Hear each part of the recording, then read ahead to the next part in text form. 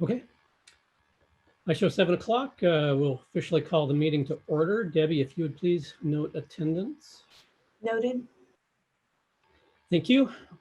First up, I'd like to go ahead and go through our agenda review tonight. We do have one request for a slight tweak to the agenda. Scott has asked if he could present first for maybe the first 10, maybe 15 minutes ahead of our training. So I'm certainly in favor of that, presuming everybody else is, but are there any other agenda amendments or concerns that people would like to discuss first?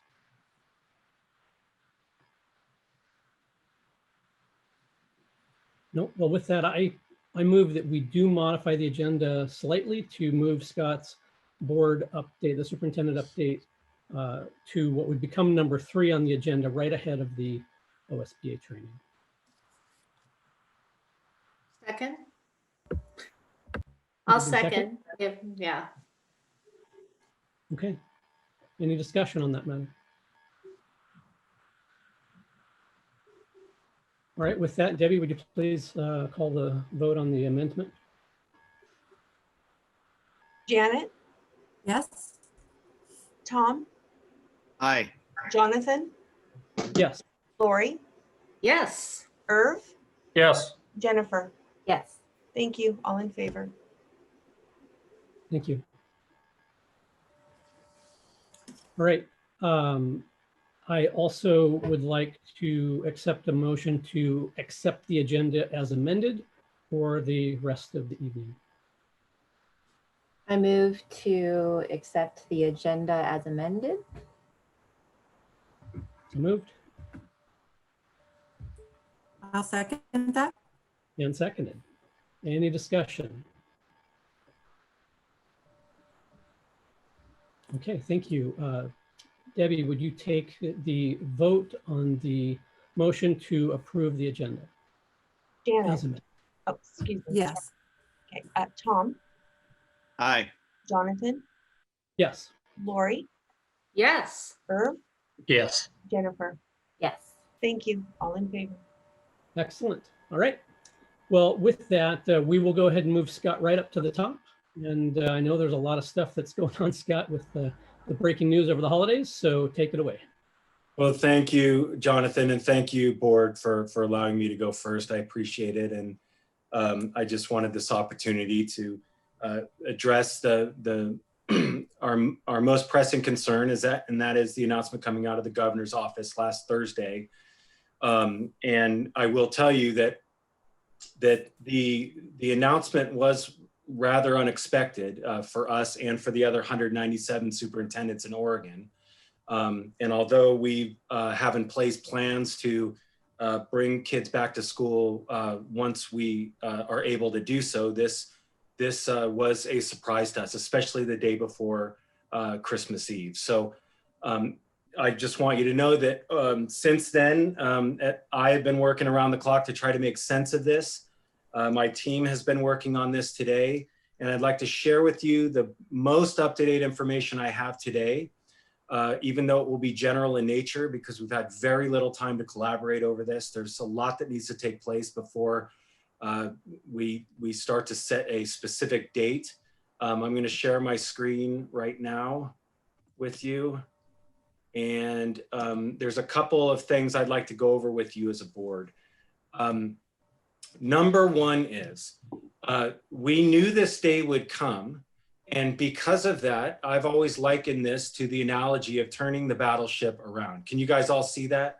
You guys see my screen? Give me a thumbs up. And so we we've heard from the governor. We've had a couple of days to process the information.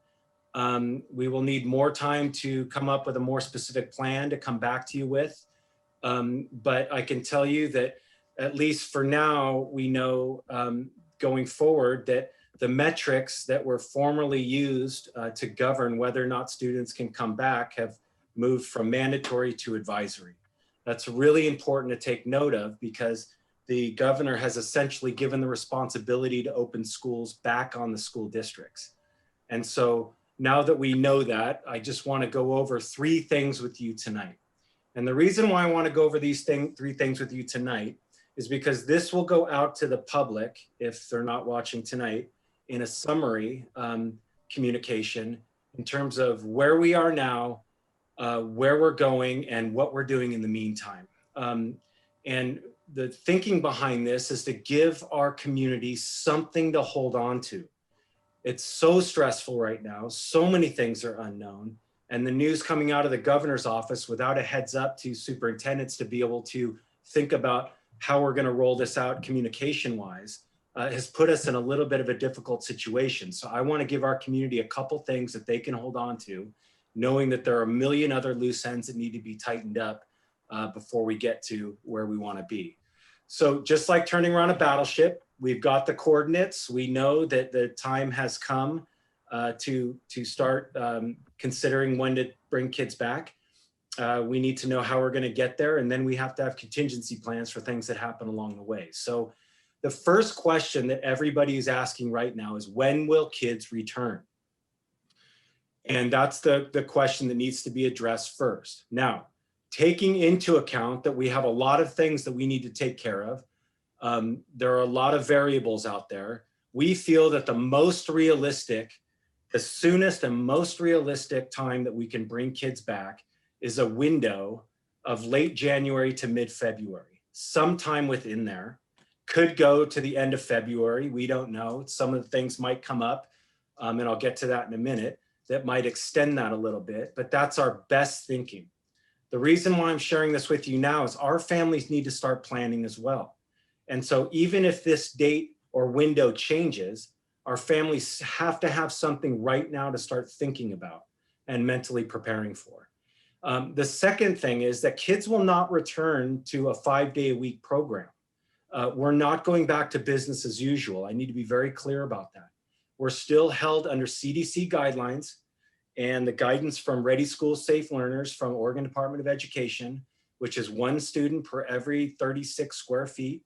And having said that, we have plans in place to bring half the kids back at any one time.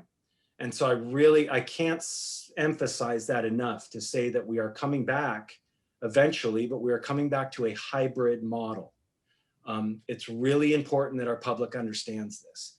And I'm going to expect our board to help us with managing the expectations around that, because there's a lot that goes into managing that, that message of hybrid model. The biggest implication about bringing kids back to a hybrid model that I want our community to know, I want you to know as well, is that please understand that while we're under our COVID-19 safety plans that will be in place when kids come back to a hybrid model, if an outbreak occurs within a cohort, that entire cohort is shut down. And that means immediately.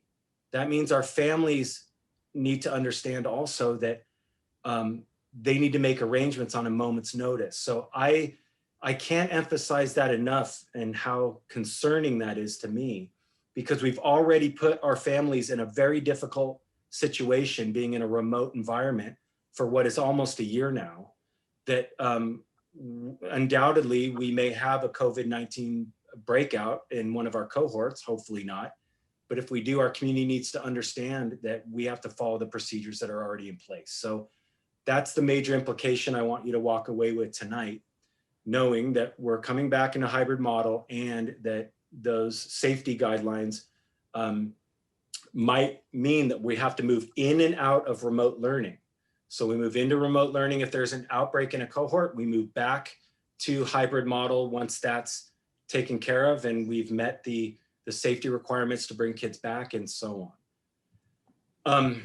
The second question you might be asking is what happens in the meantime? And so what I can tell you is that we will continue our limited in-person instruction for our most vulnerable students in the district, if not trying to expand limited in-person instruction to include more kids if possible. And so we're going to be meeting with principals beginning on January 4th.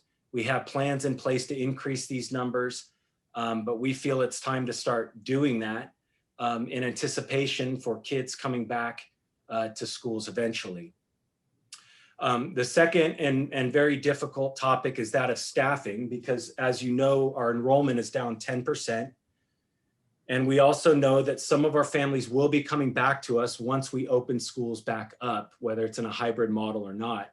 And if we have another influx of kids, that will change the way that we're able to staff buildings. The other thing that we need to take into account is the very complicated process of leaves.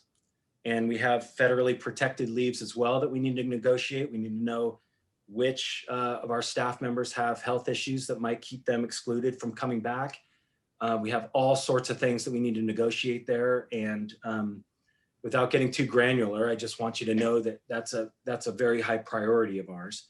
And again, in thinking about opening schools in late January to mid-February, that would be a best case scenario. Even that will be a Herculean effort, because now we've been given information that we did not have previously that has changed the game a little bit. So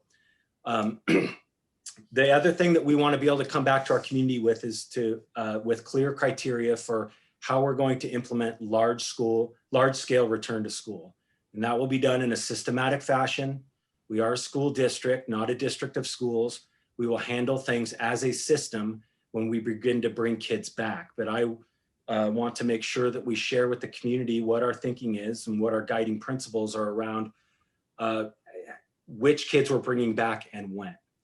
And it's not as simple as what the governor said, it's just K-3 students in mid-February. We have thinking that is broader than that.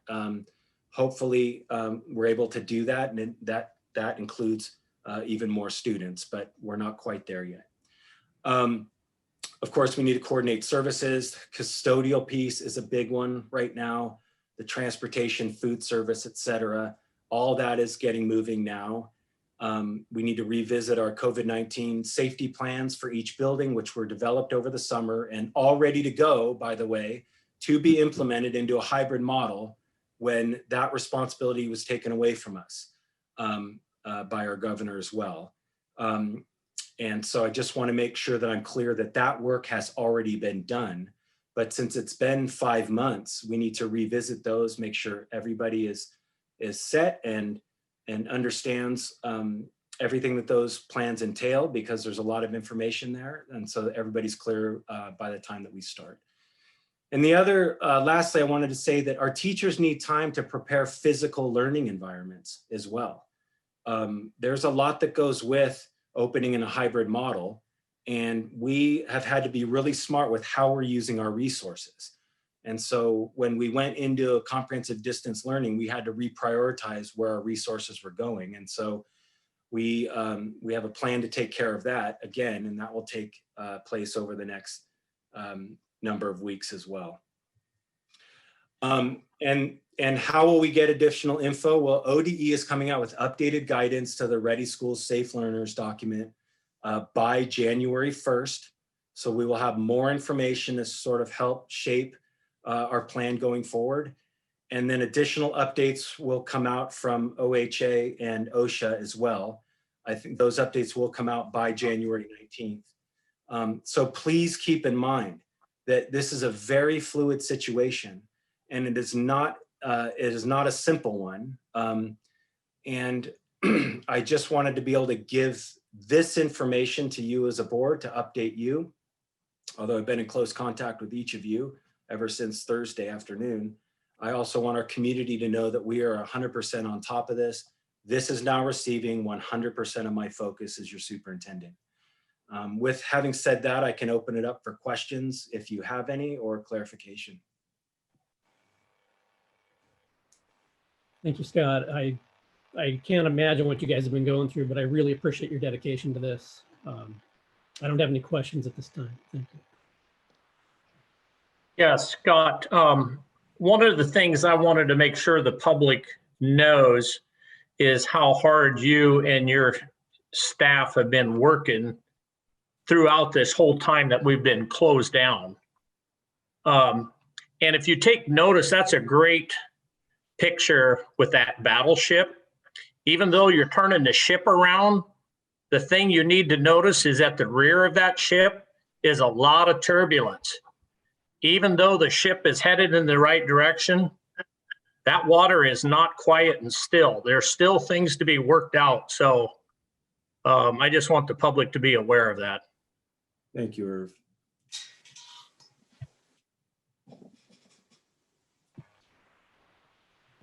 Any other questions or comments for Scott? Oh, yes, Jennifer. Scott, do you expect that the guidance around the models will have any updates when there's the January 1st update? Do you mean, Jennifer, the instructional model of the hybrid? Yeah, I yeah. don't expect that to change. No, I don't. You know, we're operating off of the same CDC guidelines and guidelines that were originally put out by ODE. I don't see a major change there, and neither do my colleagues around the state. Thank you.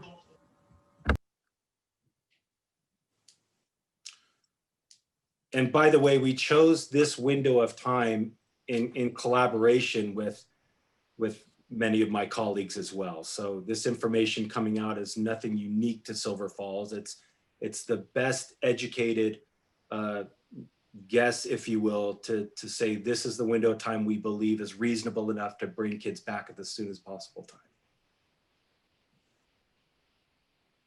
Yeah, Tom. Yeah, Scott, thanks for the update. A lot of work kind of hard to get a big plan in place in just 4 or 5 days, even though you have stuff from the fall when you initially had the hybrid the hybrid idea in place. You just can't turn it around on a dime. New information, sense those plans and all that. But I appreciate the effort, and hopefully the metrics and some healthcare. So we got some vaccines coming. Hopefully things will keep moving that direction, and we'll get some more kids in the buildings over time. Thank you. Thanks, Tom. I just had a quick comment, and I just wanted to thank you, Scott, for bringing our attention to kind of the complexity and the number of moving parts that there are here, including needing to work out a plan with staff that keeps them safe and healthy. All of the different moving pieces, it's extraordinary. So I really appreciate that it's a very deliberate and careful and thoughtful process. We're not rushing into anything. We're being very, very careful. And I appreciate your approach. So thank you. Thank you, Janet. Thank you. I have a question. I realize this is all new. Scott, do you know what role the metrics will play in all this? Or I would imagine it's just very individual at this point. Yeah, I think each school district is in a specific context, and they need to make a decision that works for them, their community, their staff, and students. So, I mean, the metrics are still there, but they're now considered advisory, not mandatory. So that's as much information as I have now. Thank you. Okay, well, thanks, Scott. Any Thank you. final questions for Scott before we switch gears here? Dan, did you have anything you wanted to mention? I just wanted to make sure that, No, just to maybe the one comment, I work with transportation. I talked to them today to let them know that we would be expanding our limited in-person probably the week of January 11th. And to start gearing up for that. And I also told them, gave them the same kind of dates and timelines. One thing they told me was when we moved to hybrid, they would need that information, that student information. They said it'd take them about 3 weeks to build routes for that. So just to give you an idea of we have to get our information to them so that they can kind of backward map. So just 3 weeks to build routes, because it's really creating from scratch. Yeah. It's not like they can just kind of repeat last year's routes with some adjustments. It's going to take some unique planning on their part, and they lost a lot of drivers because of the closure. So and getting drivers into the DMV and everything else is a whole set of hurdles that they have to overcome. So a lot to do on the transportation end. So we need to be giving them as much advance notice on everything as possible. Thanks, Dan. Thank you all. Okay. Thank you. With that, I think we're going to jump into our OSBA training. This is the last of the installments from our superintendent search training, and we had the opportunity to try to pick up some of the topics we hadn't gotten to yet, and we folded in a few that were requested specifically in the last meeting as well. That's all been put on board book. There's a good detail about the outline of it. We'll go through that now. I'll let these guys jump right in and begin the training. Thank you, Steve. Thank you, Sarah.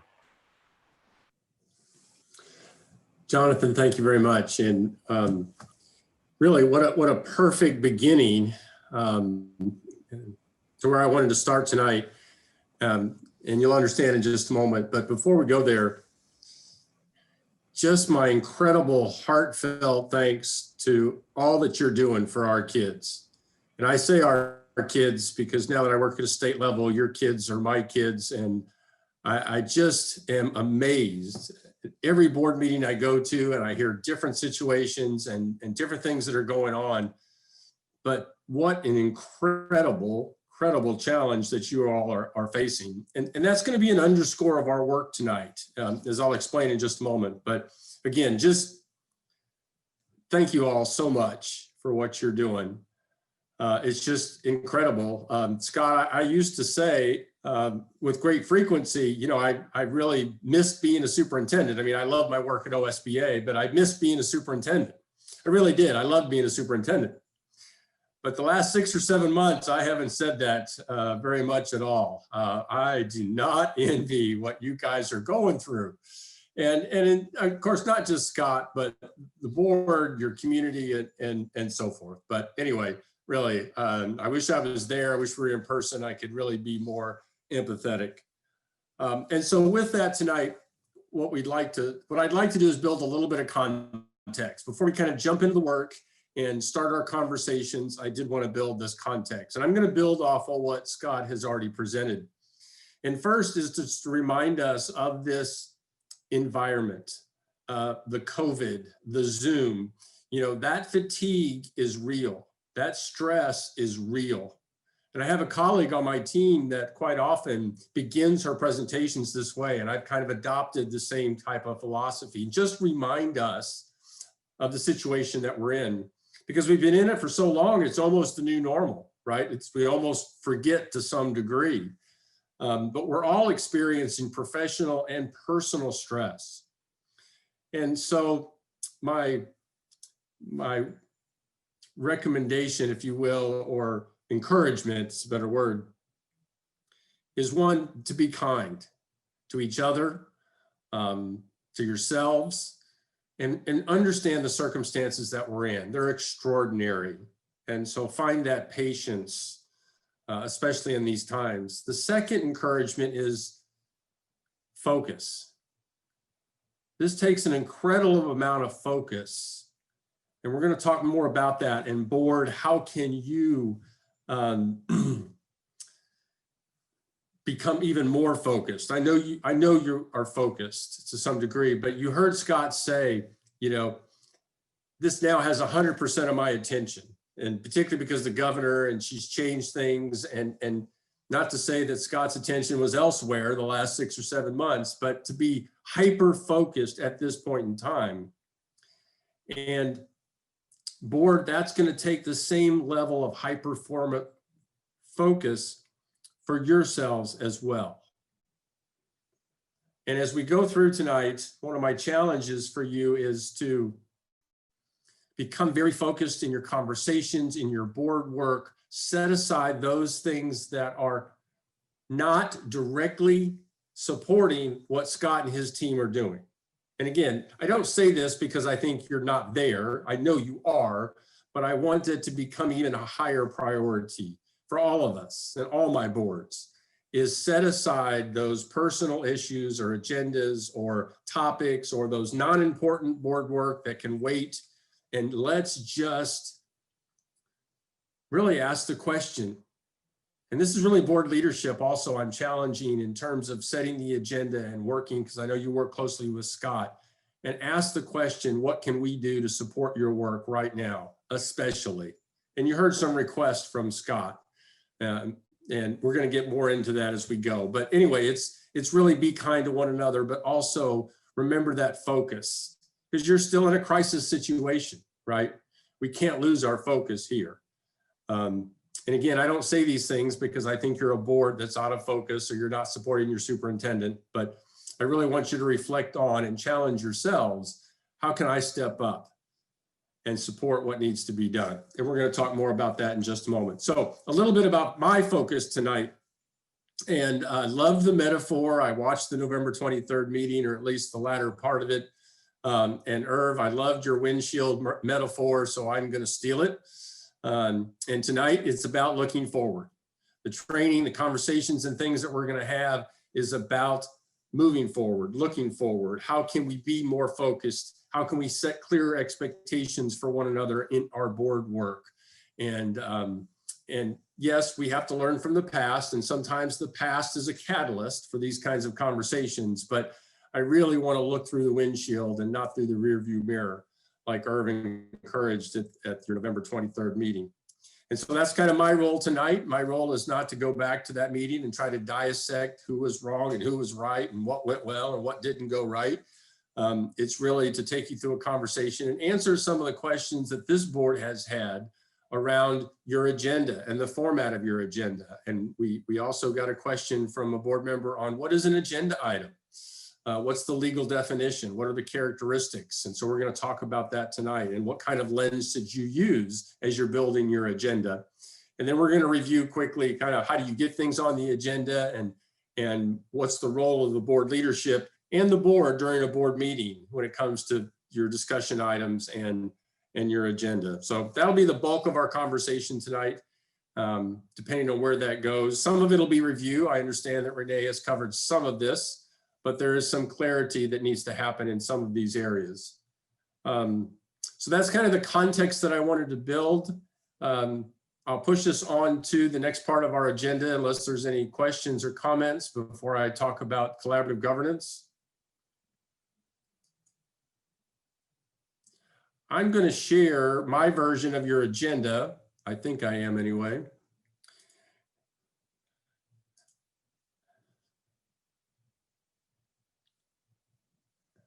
Can you give me a thumbs up if you can see the agenda, at least in the format that I sent it over? Okay, good. And the reason I want to do this is, and I know you've seen this definition, you've talked about it, some of these other things that I'm going to talk about, the 5 roles from Lighthouse, again, very briefly. I know you know these things, but I'm going to tie all these things together as a foundation for our work tonight. And I want to start with the term collaborative governance. It's an important term. The work of a board is collaborative by nature. It just is. The fact that there are 7 of you, the fact that you represent your community and you work with your community and you work with your superintendent, the very nature of your governance is collaborative. Now, collaboration does not mean that you're unanimous or that you're all of one mind. It's important that you have different perspectives and that you disagree at the board table in the right way. So it's not, collaboration does not mean consensus or unanimous, but it does mean working together. We're going to talk more about that in just a moment. It goes on to talk about effective partnerships. There's 3 levels of partnerships. There's the partnership with your superintendent, the partnerships with each other, and the partnership with your community. And tonight we're going to talk about 2 of those partnerships. We're going to talk about the partnership among yourselves, as well as the partnership with your superintendent. It goes on to talk about learning and leading together. It's important to have an environment of trust and respect. But I want to stop here where it says shared focus. And this is what I meant in the beginning comments. Scott said, and I'll repeat it again, he is 100% focused on the opening of school and what's going on and the changing, the shifting and landscape, which will change again. Right? We've been in this for 6 or 7 months and nothing has stayed the same week to week, day to day. So it will change again. So how does the board, how does the superintendent have this shared focus? And what does that look like? And to some degree, it's setting aside that which is not directly supportive of what your superintendent's doing. See, I think the key question, board, in this definition, when we talk about shared focus, is asking your superintendent, what can we do to support you? And that be your only mission. Now, I know that's a bit out of balance from regular board work. Outside of a pandemic, that wouldn't be your only priority. But my encouragement to you is make it your priority. Worry about nothing else. And continually ask your superintendent, what can we do to support the work that you're doing right now? To the point that, and this would probably take an invitation from the board, either individually or collectively, and this goes back to the environment of trust and respect, can Scott step up and ask or say, you know, this issue that's on this agenda is not directly supporting my work? Does he have the invitation to say that to you, board, and be heard?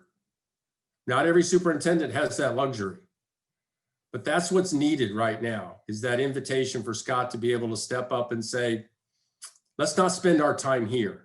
Let's spend it in some other areas. All right, and the definition goes on to talk about collective responsibility, accountability, and support. So that definition, along with the Lighthouse research that you see listed there, but also your board operating agreement, talks about working together as a team. Policy BBF that talks about standards of conduct. There's a few in there that also imply this aspect of working together as a team. And I'm not going to go through each one of those documents. I don't need to. The common thread there is working together and working together as a team. Now, the hardest, I believe,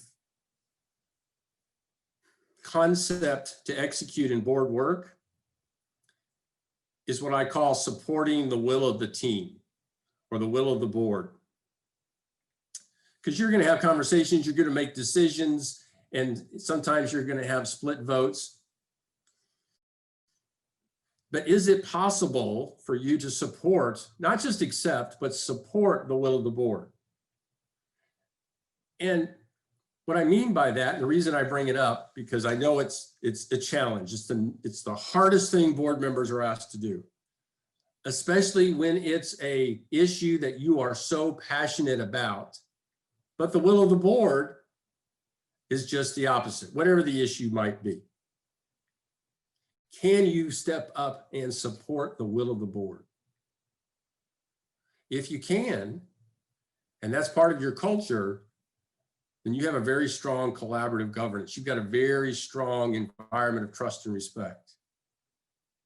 So think about that as you go along, and when you disagree, whether it's tonight, whether it's times in the future, when it's all said and done, can you support the will of the board? Now, I can tell you that the conversation we're going to have tonight, where we talk about framework and agenda building and processes, helps the ability to support the final decision of the board, because everybody's heard. Everybody knows what the rules are. Everybody has a chance. And when you have clearly established those, and I think to some degree you have, and we're going to just refresh some of those tonight, and we're going to tweak some other areas that need clarification. So you're there, you're partway there, maybe mostly there, but this is what helps people accept the will of the board, which is very important in these times. All right, I'm going to push us on. I think I've made my point, but I want to stop and take a question or a comment before I push this on to the running effective meetings.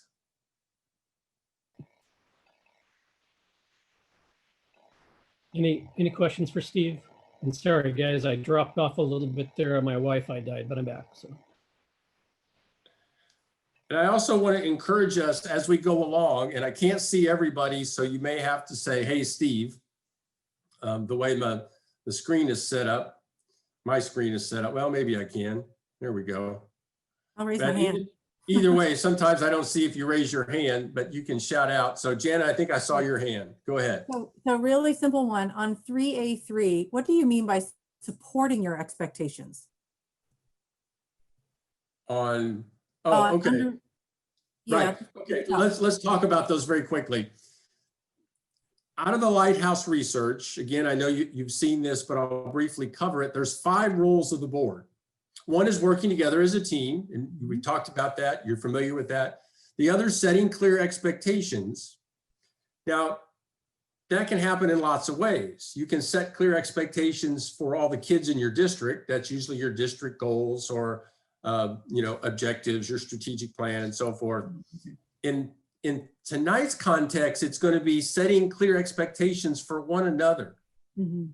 Do we all agree what the agenda is going to look like in format? Do we all agree on what agenda headings, what they mean, how we get things on the agenda, how we modify the agenda, and so forth and so on? So you're going to be setting some clear expectations for each other tonight.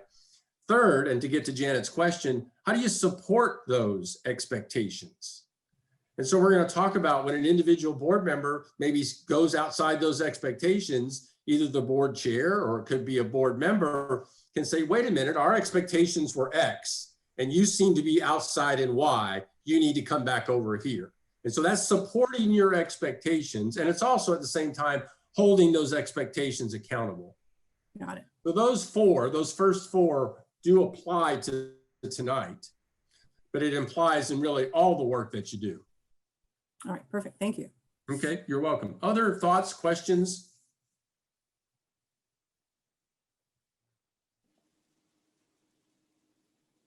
All right, so let's, oh, Laurie, go ahead. I'm sorry, I was a little late on that. On number 4, holding the system accountable, how do you define that? Well, in the context of the work that we're doing tonight, many times that's the board chair's role. The board chair, once we've established the order of the agenda and what those things mean, then it's up to the board chair to follow those. And once you get into the meeting, it's up to the board chair to keep order. And so when somebody starts to stray out of bounds, the board chair needs to say, no, that's not our expectations. We need to go off in this direction, or I need to stop debate here. Or so it's up to your board chair.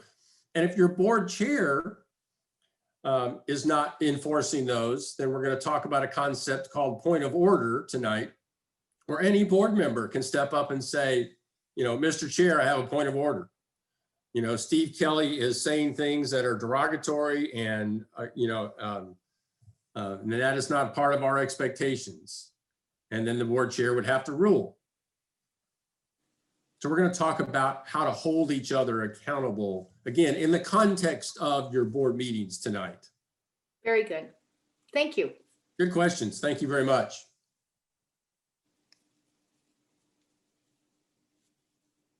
All right, so let's move on to,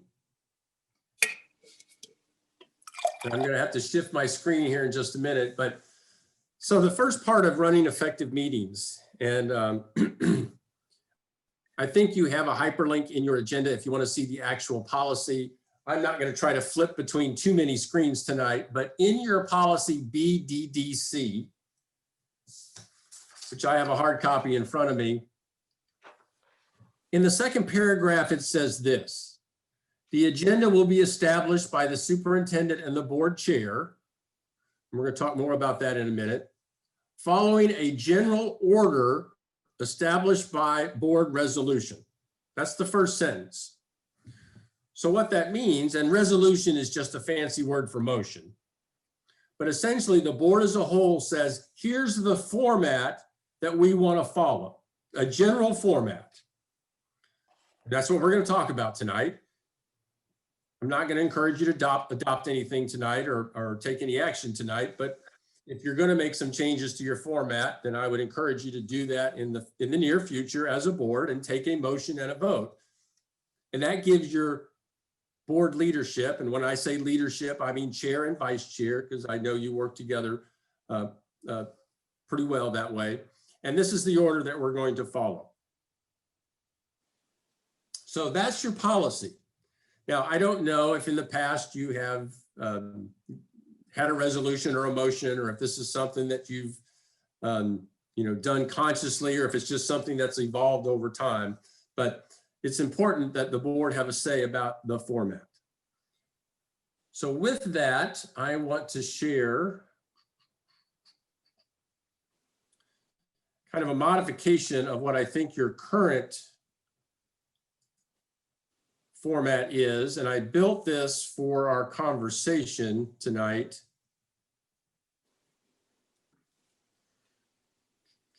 I got too many things open on my, here we go.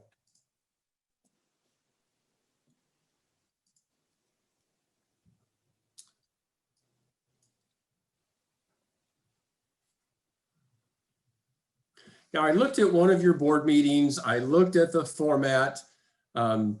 This is, again, close, but probably modified. I would like to walk through it, and I got some questions about certain pieces. I know we want to get to the other items piece. That's the main topic for conversation, but there was a couple of other things that I thought we would go through and just clarify.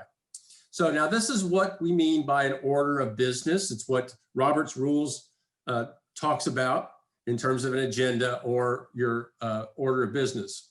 So 1, 2, and 3, call the meeting to order, you've got the flag salute, and then you've got your agenda review. I mean, you did that tonight. You did it beautifully.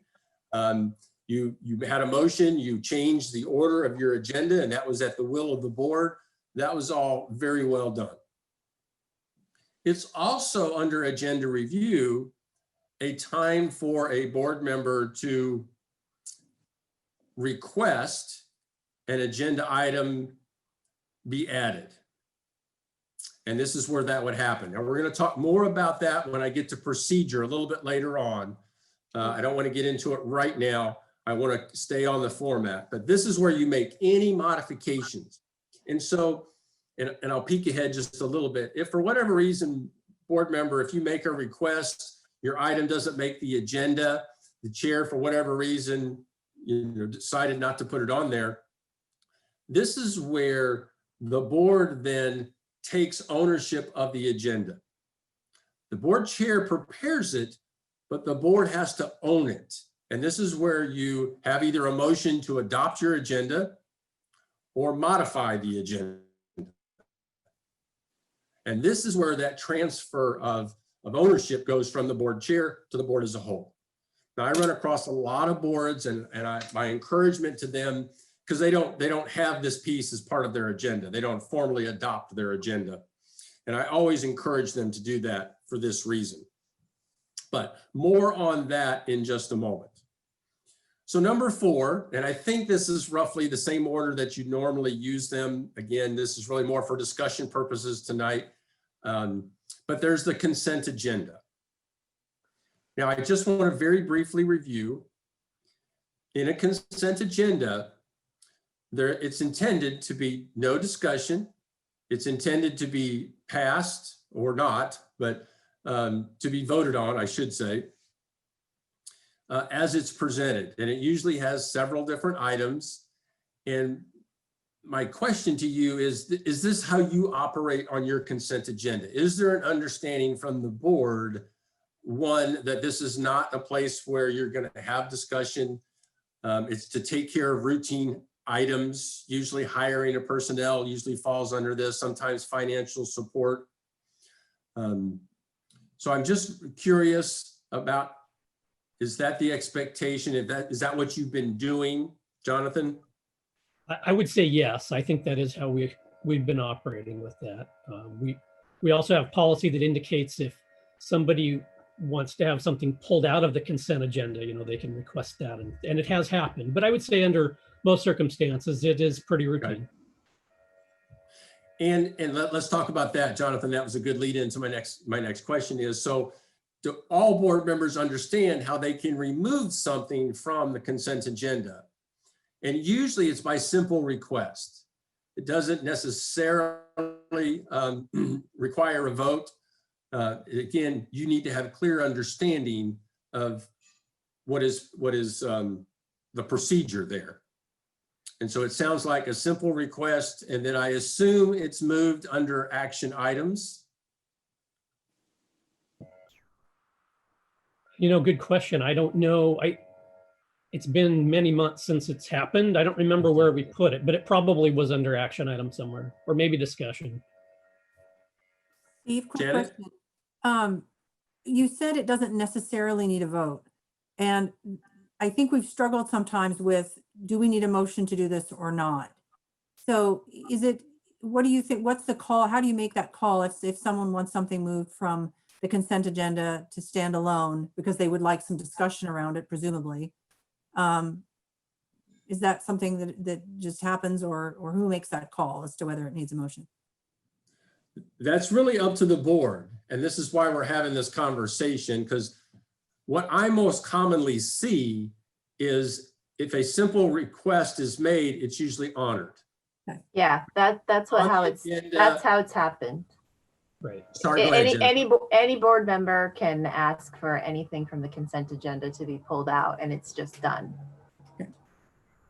I think that's right in our policy, but I don't have it up in front of me to double check that. Okay, Tom?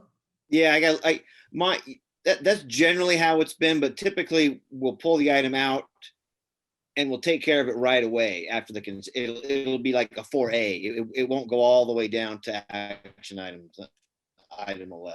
That's the only error Okay. I would say that we make. But Well, not again, it's not an error. It's really, the only reason I said I assume was because the consent agenda is an action item, but it's done under consent. I made an assumption that it was be moved to the action area. Doesn't have to be. Okay. All I'm trying to do is establish kind of clearly what the protocol is. And I'm trying to do two things here at once, but Jonathan, I'm trying to look at BDDC to see if there's anything around the consent agenda. I don't see it right off the top of my head. So, all right, so here's where we are, and then I'll move us on. But it sounds like you have a really good past practice of not having conversation about the consent agenda. But if you want to separate something from the consent agenda to discuss it and then take action, it's by a simple request. It does not require a second, it does not require a motion. And it sounds like then it's up to the chair to appropriately place it in the agenda, which it sounds like right now is just pulled out separately under number 4, like somebody said, 4A. I just want to chime in and say, I think it makes sense to put it under discussion or action items, because if there is public comment around that agenda item, it can happen ahead of time. Great. I think it's a great idea. I think we should really become clear about this. Again, it doesn't happen often at all, but it has happened. And I think we should have clear expectations for what does happen. And that's exactly what we're trying to do tonight. And so what I'm hearing is a general consensus of items that are removed from consent agenda will be placed under the action items, because it is ultimately an action item. It would make sense. Good, good. And again, not making any final decisions tonight, so you can revisit anything we talk about tonight, but I will move us on. So next, again, in your order of things, student representatives. So I assume you have some student reports there. And then public comment, I think, came next. Now, do you generally have 2 public comment sections in your agendas? And if so, that's fine, but I just want to inquire around why 2 and what are the specific reasons for each one? So let's take this first one that comes after the student representatives. What's the expectation there? The first one is wide open. It is not bound to any particular agenda item or action item. People could come and talk about, I guess, anything just about, as long as it was appropriate and germane to school district business, right? So that would be the first one. And the second one is specifically for discussion and action items. And the theory there being they could comment after the board has had those discussions in public, but before the vote takes place. Okay. I'm seeing a lot of board members nod their heads. So then I'm going to scroll up just a little bit. So you're saying where I have number 12 actually would be put here between discussion and action. Yes, correct. Yeah. I think that's Okay. right. All right. Makes sense? Because that's going to lead to question I have between discussion and action, but we'll get there in just a moment. All right, so for first public comment, it's both agenda and non-agenda items. And then the second one really is between discussion and action. All right, excellent. So then the next two seems to be your associations, licensed associations, your classified associations. It looks like they have a standing report. And then number 9, I believe, was administrator and staff reports.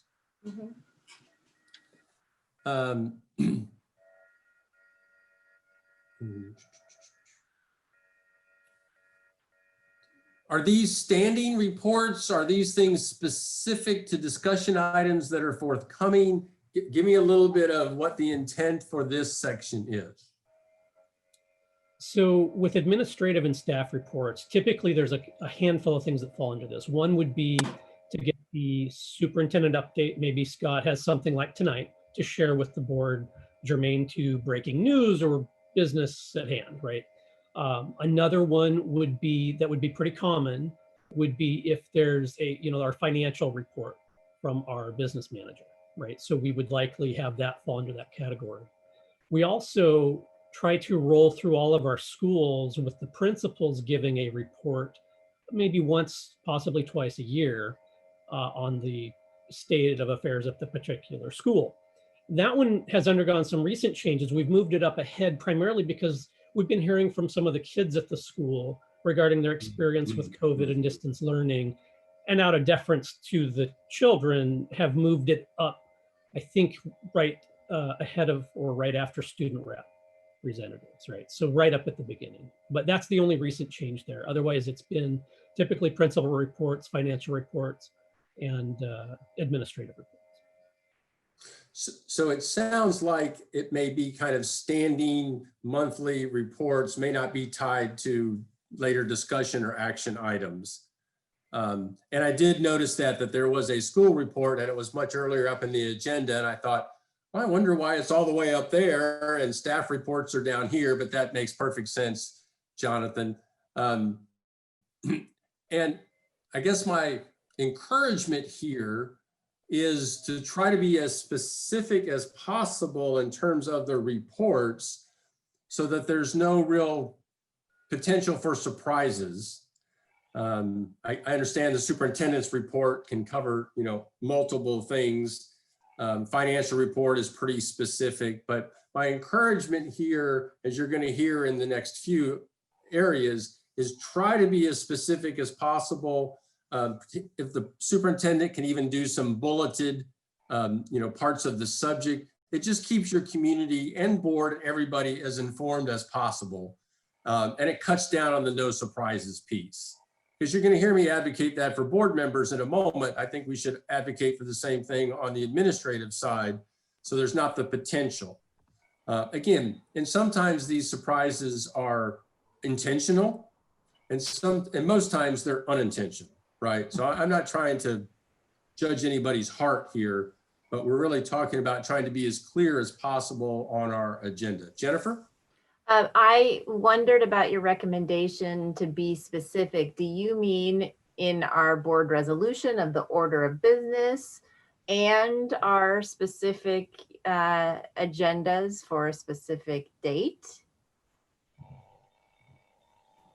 Like instead, it says administrator and staff reports, but is that appropriate for, having this order of business, or should it be even more specific on this template? I think as a part of the framework, it's relevant. It's very relevant. My encouragement is, like you see down here for number 10, which I know you probably do for your discussion items, you've got a bulleted list of what those are going to be. Mm-hmm. I would encourage the same thing for the administrator and staff reports with as much detail as possible without writing pages and pages, just so you know what's coming. I mean, the financial report, that's pretty specific. If you leave it open-ended and just say superintendent report, that could mean a dozen different things. So is there any way under superintendent's report to fill in a few of the bullets? I'm going to talk about labor negotiations. I'm going to talk about opening school, or, again, trying to be as specific as possible in terms of what topics are going to be discussed or at least shared. The other thing I would say here, board, be very stingy with your time. I mean, it's great to get all these reports, but it takes a lot of time. And if you're going to stay focused on that which is most important, perhaps narrowing down, maybe even eliminating some of these reports that easily could be done in writing from your agenda, so that your time can be spent discussing, hearing, questioning. If you find yourself spending a lot of time just hearing information, try to cut it in half, cut it in 2/3. Again, I know it's great to get reports from buildings and those kinds of things and from your superintendent, but just question it and try to cut down on that time and spend your time in conversation, in collaboration. So again, for what that's worth, I really did not do a deep dive into your past agendas or minutes.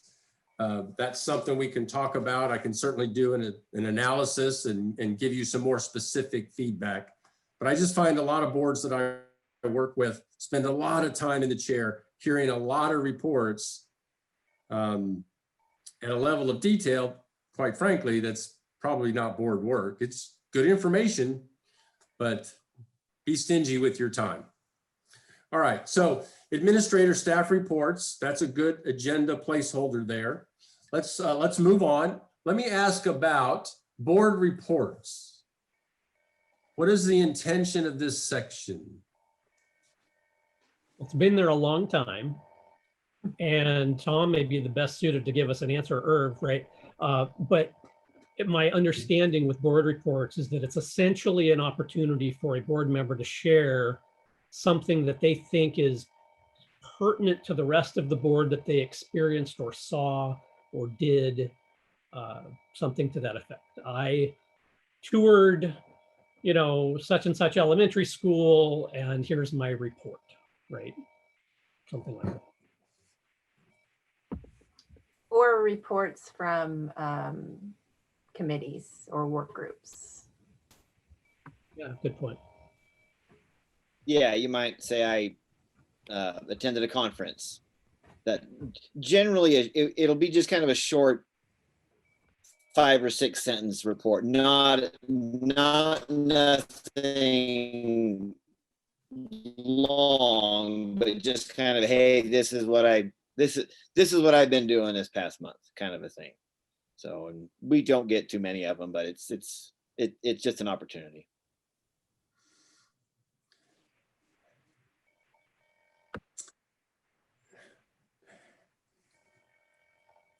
I can tell what you're thinking, Steve. I can tell you want us to be specific in order to avoid surprises. I don't want it on your agenda. Okay. Wow. Sorry to be so blunt. It's another opportunity for anything to come up, and you have no control. And again, you are all good people with good hearts. All right. I'm not saying that it happens intentionally, although I've worked with a number of boards that intentionally this would happen. But if you don't have some specificity to it, then anything can come up, any issue. A board member can take any topic and this is their platform. And yeah, the board chair can gavel them down and say that's not appropriate, but without any real parameters, it's not unlike, when we're going to get to it in just a moment, your other items. I mean, it's just a wide open, anybody can, for the good of the order type of nebulous arena. And again, I'm not picking on you guys, because this is not the first time I've made this recommendation to a board that was in a very similar situation where a board member, and I'm thinking just 2 months ago, I had this exact same conversation. I did. It's deja vu, because good board member, but brought something up that was very passionate to them, and it sparked some controversy, and all of a sudden the board just got tipped over. And they called in OSBA and we had to help them work through it. And so a very similar situation, but it was a wide open agenda. So that's what I see here around board reports. Now, if you have something specific like a subcommittee report or something like that, then I would call it subcommittee reports. And here's the topic, you know, it's the subcommittee on policy is going to make a report. And so this is one I would encourage. It's just too wide open. You know, I visited such and such school and I saw these horrendous things and we got to stop this. And I'm going to make a motion to, you know, I've seen it happen. And so Janet, go ahead. Well, you brought up the committee reports, and Jennifer did as well earlier. And I think that's an area that I would really love some clarification. Actually, Jen and Scott and I talked about it a little bit in our recent, one of our committees. Scott's been really good about including board members in a variety of committees. And it's a wonderful opportunity for us to be involved and to contribute. My question is for the board really is, who's responsible for bringing that information back to the board? Because certainly we wouldn't want to, we are serving those committees at the pleasure of the superintendent. You know, it's sort of a reverse situation in terms of who's running the show there. And so I would never want to overstep my bounds and bring information back to the full board that maybe the committee wasn't ready to present, or the superintendent thought, you know, that's too preliminary or whatever. By the same token, we are board reps now in those committees. And so I think there's a little, for me, there's a lack of clarity around whose responsibility it is to bring that information back. That's a great question, Janet. I'm going to be 2 for 2. In the way you described those are superintendent advisory committees. Yes. And if that's the case, I don't think board members should sit on advisory committees to the superintendent. Okay. Again, Scott may disagree. I get that. And you are mixing, you are causing the confusion and the reason that you're asking the question, right? I mean, the fact that there's some confusion there, and that's the genesis for your question. But board members have a role. You should be constantly asking yourself, is this board work? And if it's not, you should excuse yourself from it. I mean, there are other people that Scott could choose to sit on those advisory committees from the community. But if you're there as a board member, I think it sends a mixed message, because then what prevents that board member from coming back and in a board meeting saying, you know, in the subcommittee meeting, we had this conversation and I disagreed with it. And, you know, I think we need to X, Y, Z, you know, see, it all works when it works. But if you set up some of these frameworks and formats and structures and you get the wrong people in there, then they can abuse it. So that's why I say it shouldn't be part of the mix to begin with. Now, if it's a board subcommittee, that's different. We'll talk about that in just a moment. But the way you described it is those are superintendent advisory committees. And whether board members or not serve on them, it's up to the superintendent and only the superintendent to bring that information to the board. Jennifer, you had a question or a comment? Yes. So this is a good conversation. I'm glad we're having it. So you just kind of answered one of the questions. So we do have board appointed groups like our facilities, long-range facilities planning committee. That is a board group. And so I'm assuming that when that group is ready to give a report, that they would give the report, which is what happens. Yeah. I don't think I've ever heard of a board member giving a report on that. So that was, I think, one of my thoughts. And then the other thought is, so about the distinction between an advisory group or a superintendent work group. Is there a distinction between those? Or is it just that the superintendent's in charge of those groups instead of it being a board group?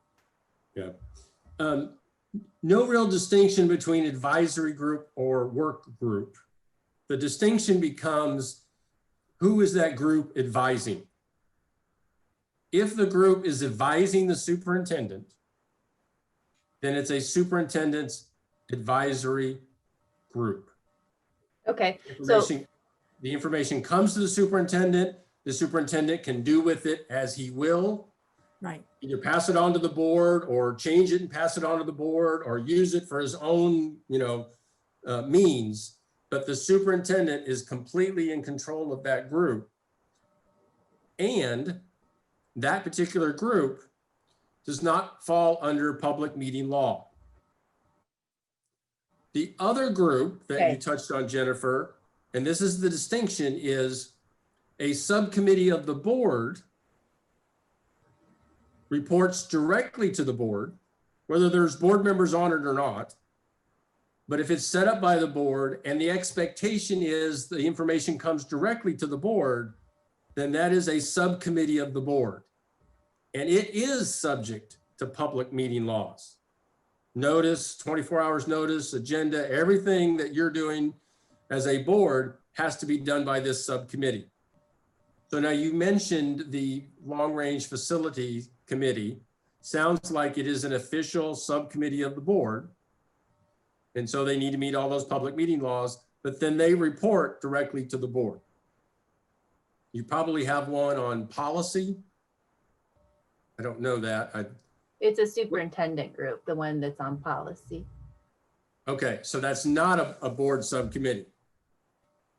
No. Are there any other board subcommittees other than the facility one? The budget committee. Budget, okay. And then, again, Janet and I were working with Scott on hiring practices or hiring procedure. And one of the reasons that seems compelling to me is, the idea of building a collective will. And, Scott has said in many of those meetings, this is what I need from you. But it's just been to Janet and I, because we are in that group. And again, I don't want to step on Scott's toes, all right? And this is not a discussion for tonight. Got it. I will tell you what I say generally across the state to all my boards. And when you say on hiring committee for procedures, that sounds different than being on a hiring committee for an individual. Okay. But generally speaking, as I said at the beginning of this, I strongly discourage board members being on superintendent committees, because those superintendent committees is really about management and day-to-day operations and what the superintendent should be doing. And I find more times than not, it muddies the water, because now board members feel like they are part of the day-to-day management and they're not understanding or respecting their roles of governance and at a 30,000 foot level. Now, again, I don't want to step on Scott's toes. He probably has very good reasons for doing this. And so I'm just saying generically, I try to keep the role of the board separate from the role of the superintendent. Board, you always invite the superintendent into your sandbox because you need to collaborate with him on lots of things. The superintendent should not be inviting you into his sandbox, in part because individual board members have no authority, only the board as a whole. Right. And it confuses that point as well. But anyway, Jonathan, you have a question or a comment? Well, I do. So I'm hearing this, and it's really interesting, and I'm glad we're talking about it. One of the things that it sounds like you made pretty clear, and maybe to full circle to Janet's original question, it sounds like the short answer is only the superintendent should be bringing back information to the board that originates from any advisory committee, and I'll say regardless of whether a board member's on it or not. Yes. Okay. Yes. Yeah. Thank you, Jonathan, bringing us all the way back, because we could debate this. And again, I really, not my intention to step on Scott's toes. And this is for another day, another time when we talk about roles and responsibilities, but it kind of came up here naturally. And so let's go back to your agenda. I probably wouldn't say you should have a placeholder. You don't have that many board subcommittees. You've got the one, and the budget committee is a different animal. And so everything would come through the superintendent and his report.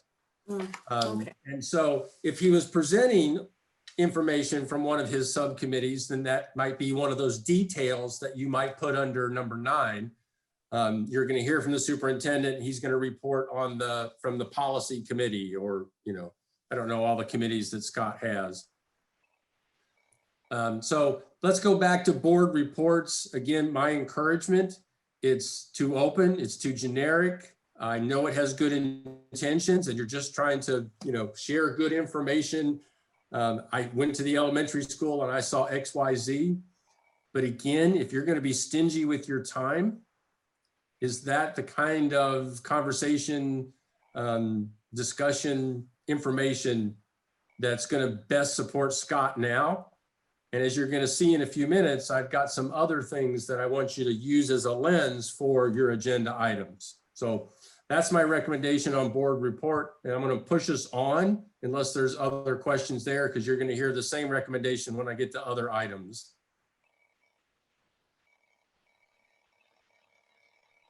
All right. So 10 is discussion items. I think that's pretty straightforward. And what I heard earlier is you use this area to discuss issues prior to getting to the action items, which now come under number 12, because I've got my numbers messed up a little bit, but you've got discussion, but you list the individual issues, right? That's what I've got, issue 1, issue 2, and so forth. Then you wait for public comment, and then you get into your action items, which is related to your discussion items. And I assume there's some nights where it's discussion, but you're not taking action that particular night. So these two, number 10 and number 12, don't always line up perfectly, but the intent is very clear, right? We're going to use discussion in number 10, and we're going to take action in number 12. This is very common in a lot of agendas. I don't always have boards that separate them out because they like the discussion to come with the action, but there's nothing wrong with dividing them out, quite honestly. I think it provides some level of clarity. And oftentimes I have boards that say, Steve, I don't know how I want to make my motion until we've had the discussion, right? And parliamentary procedure tells you to only have discussion once you've had a motion. This kind of alleviates that, if you will, but it just sets really clear expectations. So no change there. I love the fact you put in public comment here in between. That's unusual. I haven't seen that before. Kudos to you for doing it that way. So let's look at the last item in this, I wouldn't even call it proposed agenda, but kind of modified agenda. And that's this number 13 where it says other items. Again, I understand the intention was kind of a good of the order, bring up some things briefly. This is also a time that you might take future agenda items. Like I said, around board reports, my recommendation is to not have a place like this on your agenda. It's too wide open. It's too open for confusion. Board members can bring up anything. And again, intentionally or unintentionally, I'm not really trying to find fault with anybody.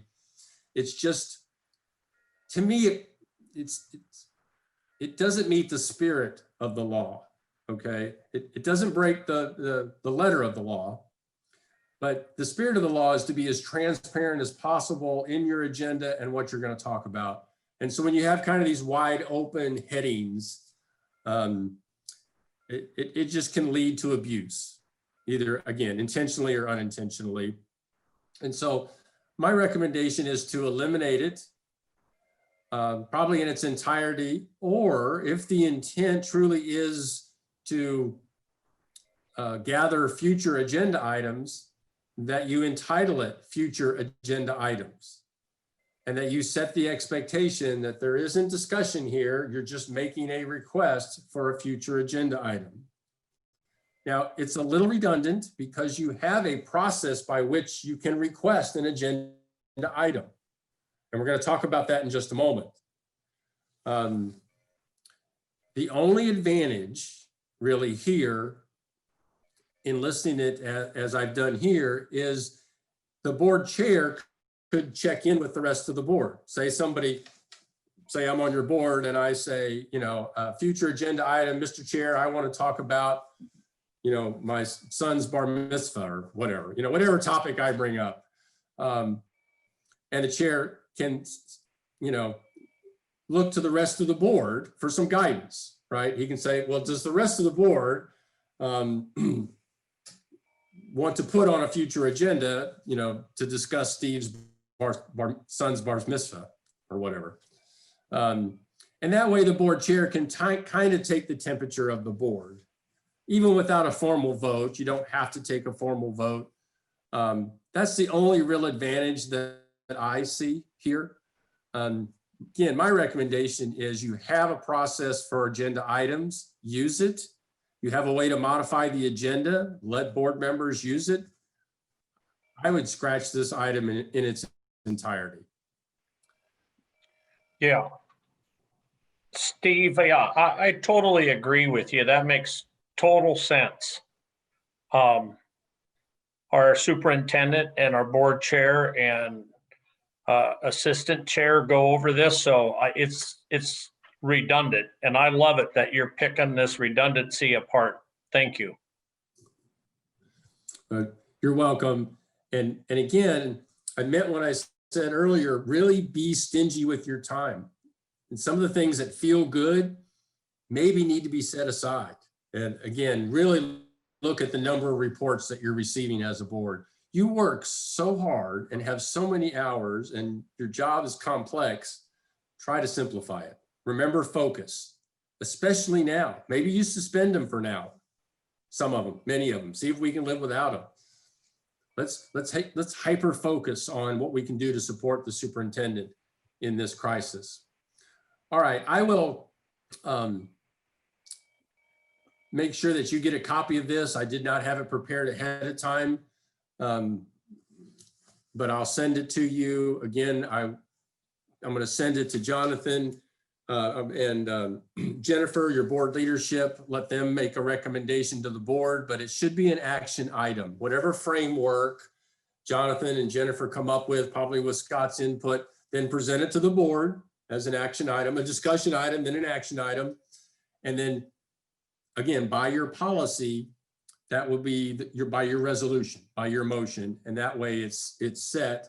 The other thing I would say is every July, when you do your board reorganization meeting, revisit the template. Is this the template that's working for us? If not, why not? And reaffirm it every July in your reorganization meeting. And again, that gives direction to the board chair and the board leadership at that time. All right, questions? I had one little footnote here. Just as a reminder, executive session really can go anywhere in the agenda. It doesn't have a standing place. It really depends on the executive session. Sometimes it needs to be in front because there's an action item later. Sometimes board members will put it right before an action item, and depending on what the action item is. And sometimes boards will do it at the end. I think I noticed the agenda that I looked at for December 14th had an executive session at the end, and that's fine. But your executive session can be anywhere within that agenda framework. It should not be called out separately. All right. Thoughts, questions? Where did my...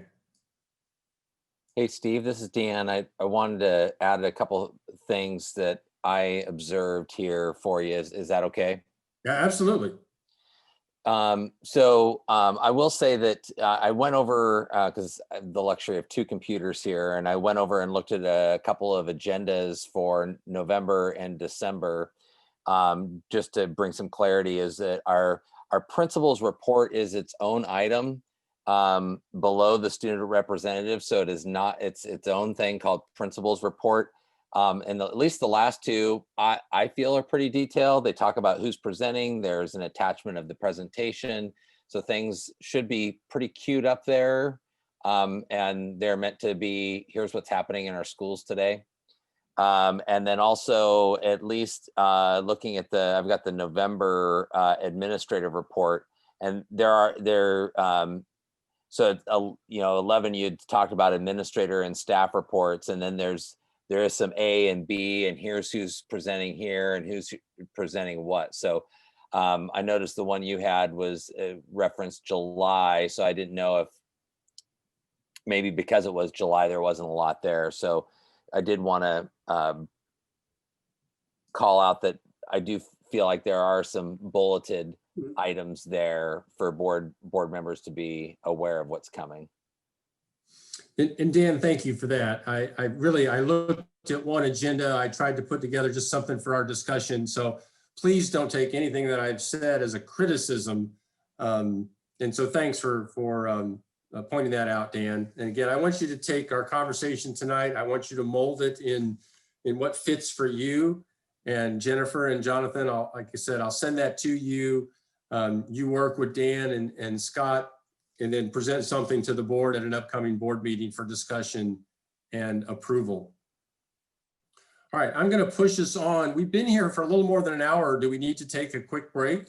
5 minutes, step away, and then come back? I'm seeing some people say no. Not on my account. Thank you. Let me press on, but just encourage you, if you need to step away from your computer screen for a few minutes, either to stretch or use the restroom, please do.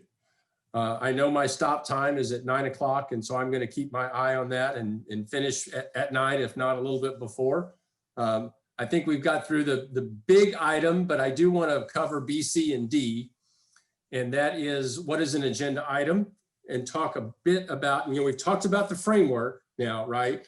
So now how do we fill in those agenda items that we talked about, especially discussion, action items?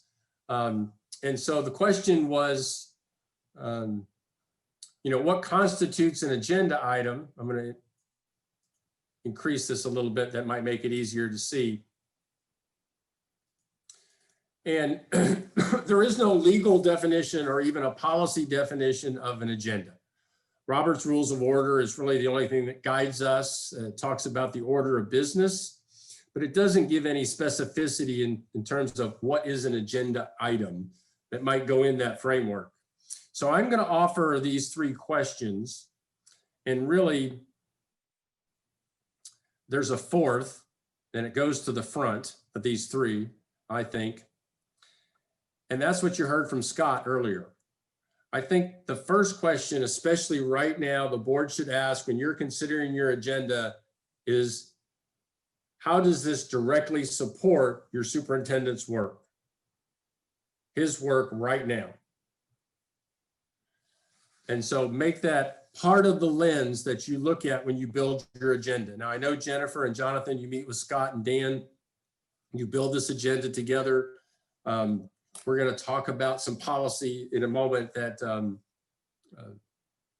impacts that, but have something of a lens by which you put things on your agenda. You heard me say a moment ago about the number of reports that you may receive. Some of these questions may help you decide on some of those. So first and foremost in this crisis, is this supporting our superintendent? And if not, does it really need to be on the agenda? Number 2, or number 1 on my list here, and this is a critical question, is this board work? And if the answer is no, don't put it on your agenda.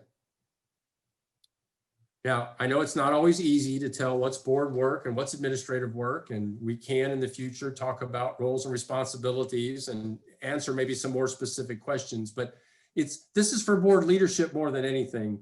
But I present this to the entire board because any board member can make a request for an agenda item. And so what you should ask yourself before you make a request for an agenda item is, does it support Scott's work? Is it board work? And if either one of those answers are no, then maybe you shouldn't make the request. Jennifer and Jonathan, same thing. If the answer is no, perhaps it doesn't go on the agenda. Number 3, and this is again related to supporting Scott, but how does this issue support or impact our district goals or priorities? Now, I'm assuming that you have a set of goals for your district.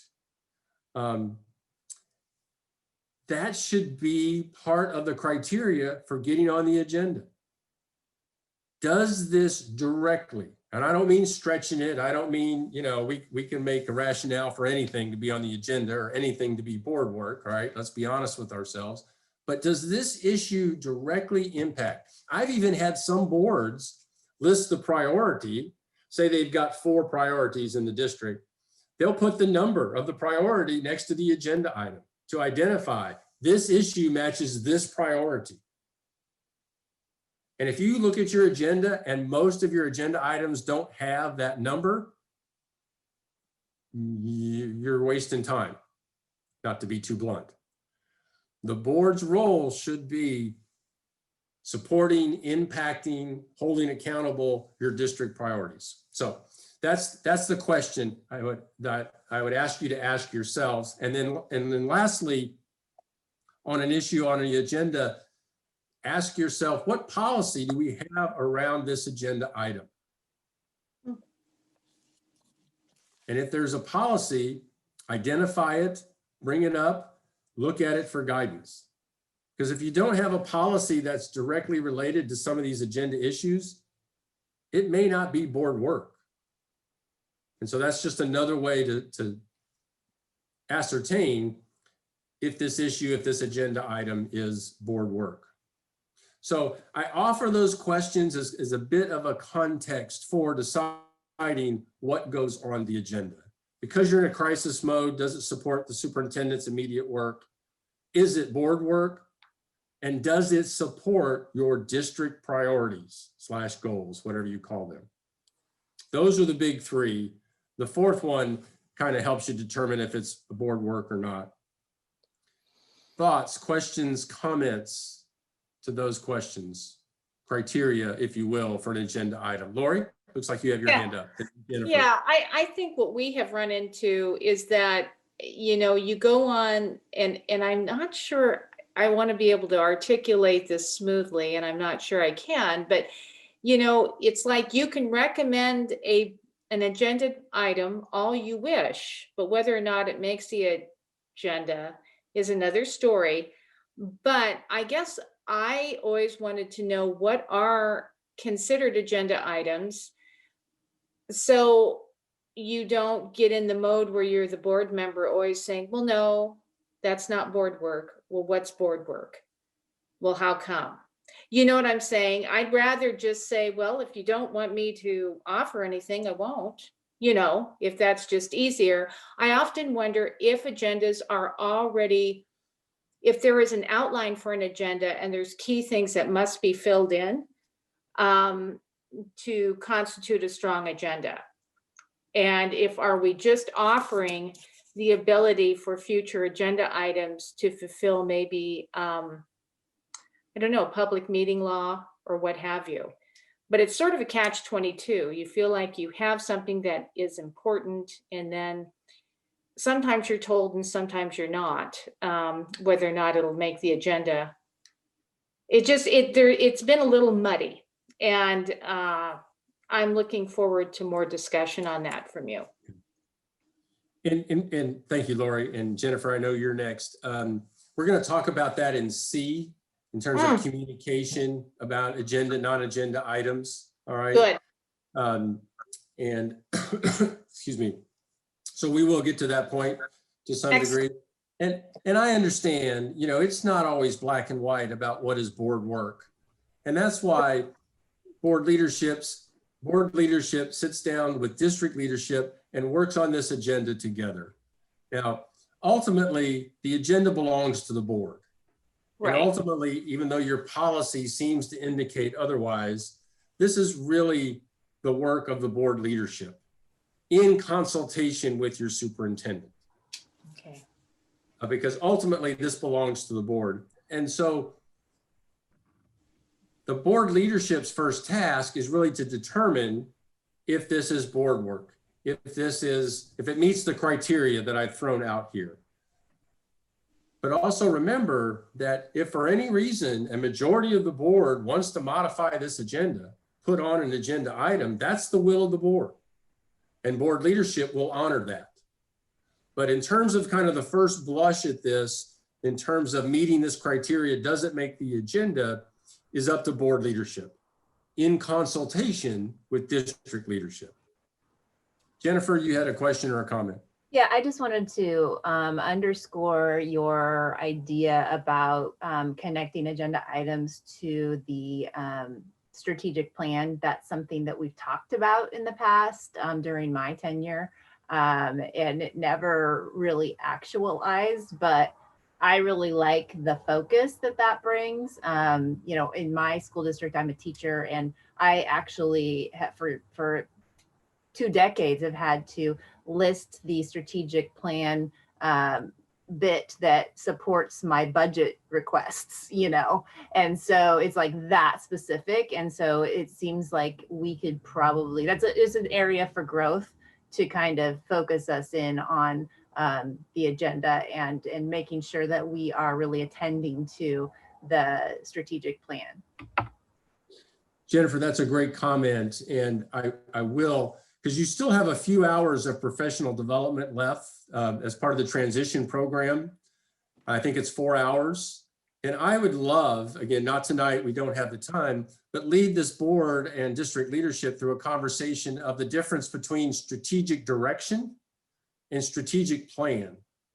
And I'll do it very simply in that the strategic plan in its entirety belongs to district leadership. That is a management plan. Strategic direction, which is the big umbrella under which the strategic plan supports, belongs to the board. And if you haven't feathered those two things out in terms of what I call priorities, then the board needs to set the priorities, the strategic direction of the district, and then let administration go away and figure out all the details. And so I want to be a little careful of tying your board agenda to the strategic plan because I don't want to muddy those two pools. Yeah, but the that concept, makes perfect sense. right, the concept that you brought up is a good one. All right. I just want to make sure I didn't leave this meeting under a semi-false pretense, but let's perhaps talk about that as a topic for, because I don't want to come in and just do a basic roles and responsibilities with you. I'd like to do a bit something more customized, and I think strategic direction versus strategic plan is the way to do that.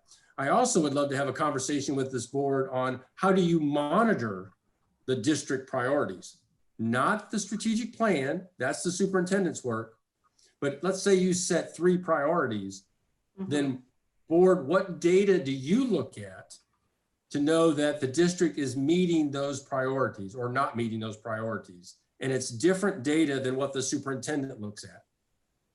And also to monitor those priorities, you can do that alongside some key staff, along with the superintendent.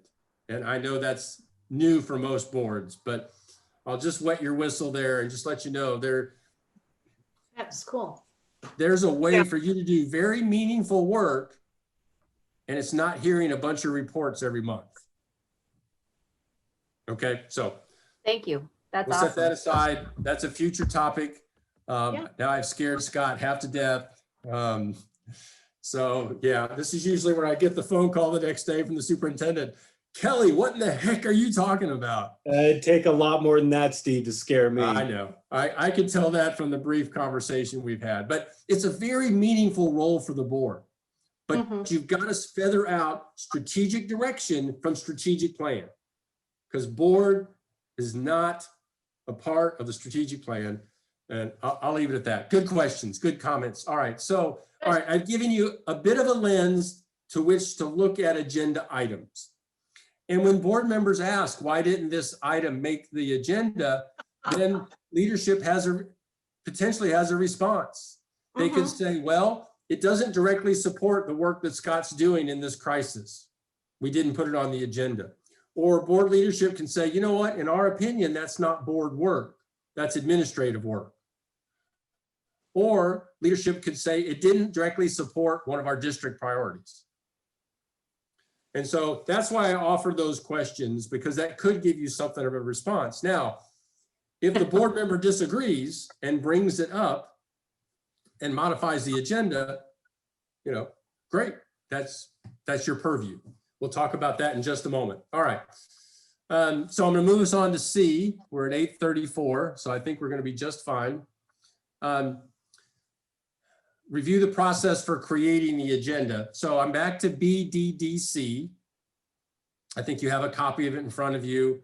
The first sentence of this policy says the superintendent and board chair will prepare an agenda for all regular meetings. Right. It says chair and superintendent. I often wonder what happens if those two do not agree.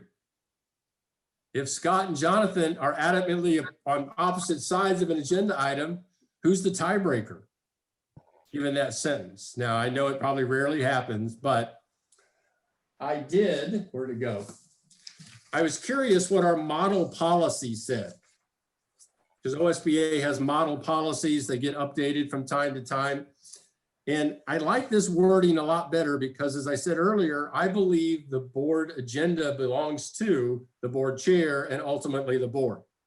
So the language that's in our model policy, and again, if you have any interest in this, I'll send it to you, but it says here, the board chair, comma, with the assistance of the superintendent, comma, will prepare an agenda for all regular meetings. To me, that's clear that they're going to collaborate, but ultimately it's the board chair or board leadership that makes the final decision. So again, your policy is what it currently is. I think it's probably been working for you, but essentially the board chair and the superintendent. It goes on to say that items of business may be suggested by board members, staff members, anybody, and must, by so notifying the superintendent at least 5 working days prior to the meeting. So again, in your current policy, you'll notify the superintendent, not the board chair or the superintendent, but the superintendent. Again, in our model policy, it provides you a choice between superintendent or board chair or both. But you make in writing, no, it doesn't say in writing. It just says notifying the superintendent 5 days ahead of time.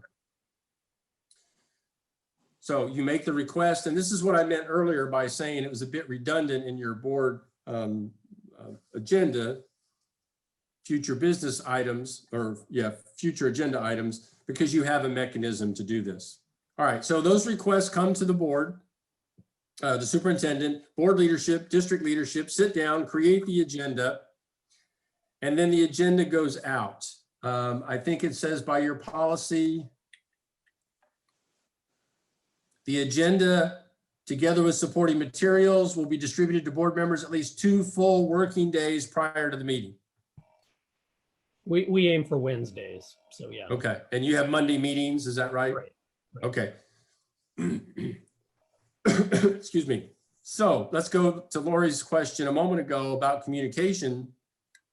So when do I get notified that my suggestion made the agenda or didn't make the agenda? And again, forgive my frankness, but it's when the agenda comes out. Quite honestly, the agenda comes out a full 5 days before the meeting. You look at the agenda, you see that your item's not there. If you want to know why, I suggest that that person pick up the phone and say, listen, Jonathan, I'd just like to, understand why my request was not put on the agenda. And that at that time is when Jonathan would give whatever reasons that they had.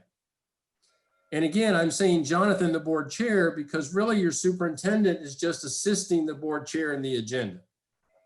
And so your questions need to go, in my opinion, please correct me if you want to do it a different way, but your notification, in this way, it puts the onus on the individual that made the request. Your board chair is already doing a lot of extra duties got their own personal and professional life to take care of. And of course, I know you're all getting very well paid for all the work that you do, but it makes it a bit easier for that individual. They've made the agenda, it goes out to the board. If you have an inquiry, you should then call the board chair. So Lori, that would be my answer to your question around how do I get notified? It's when the agenda comes out. And because I want your agendas to be really clear and specific, that way it's not hidden. You don't look at it, a topic like other items and say, oh, well, my agenda item must be in there, or, you know, someplace else that it might be hidden. But that's my encouragement in terms of protocol, is when the agenda comes out, please look at it right away. Don't wait till Monday at 5 o'clock and discover your agenda item's not there. And inquire if you would like to know why it didn't make it. Right. There's another reason why I'm advocating for this. If, I'll use myself as an example. If I requested agenda item X and it's not on there, and I call Jonathan and I say, Jonathan, please tell me why agenda X was not put on the agenda. And Jonathan says, well, you know, we talked about it as a group and we just didn't consider this to be board work. And I might say, all right, thank you very much for that explanation.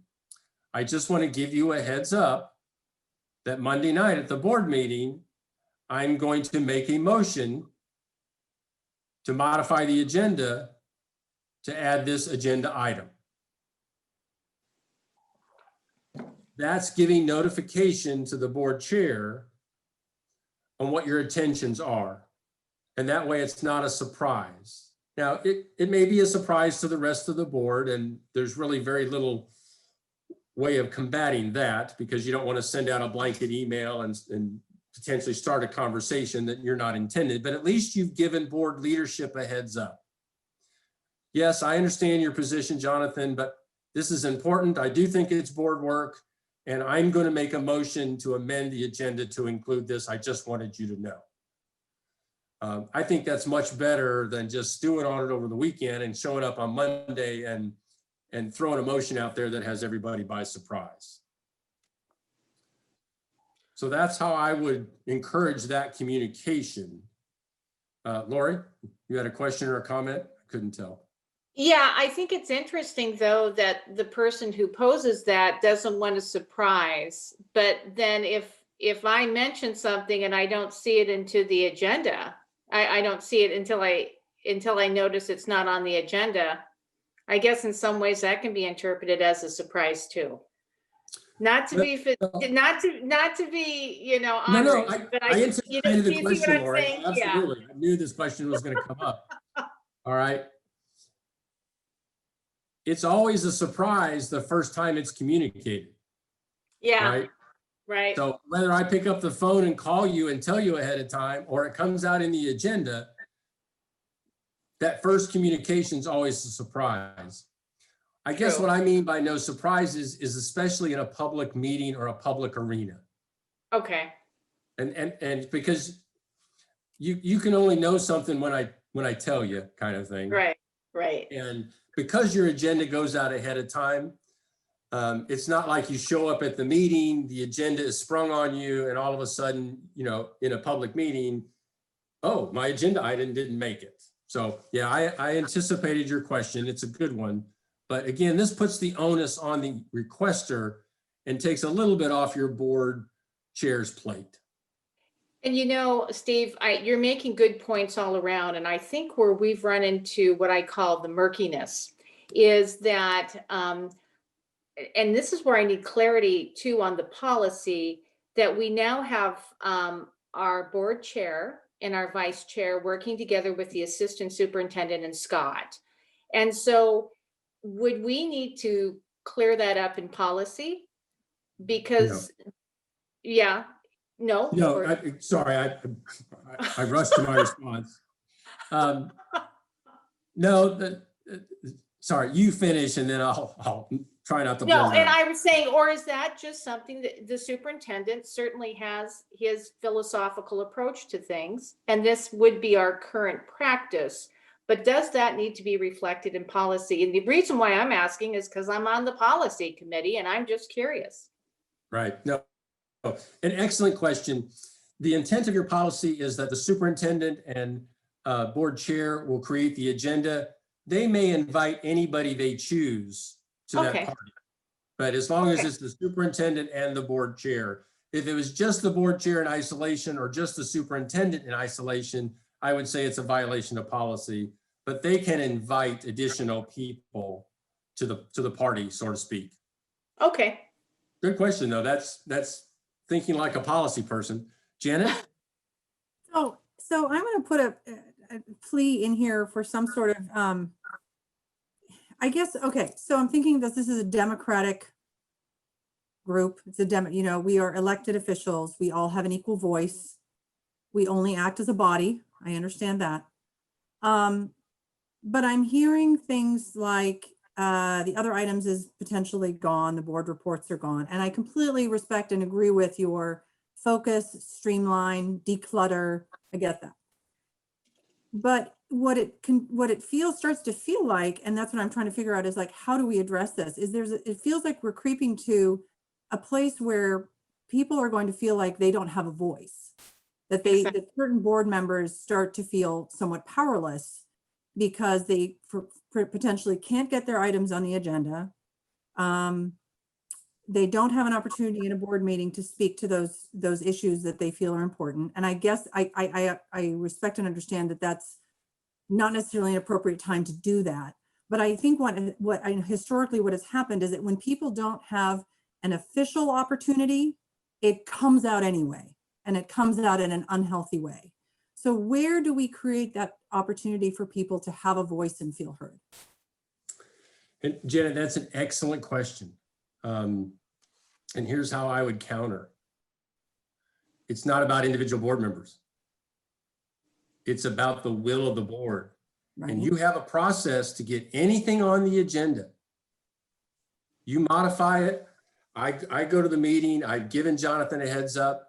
I move that agenda X be put on the agenda. And if the will of the board wants that to happen, it will happen. Mm. And this is where I counter with, it's not about individuals. It's about the will of the board. And that's why I started with what I started with. And if individuals can't accept that, they shouldn't be a school board member.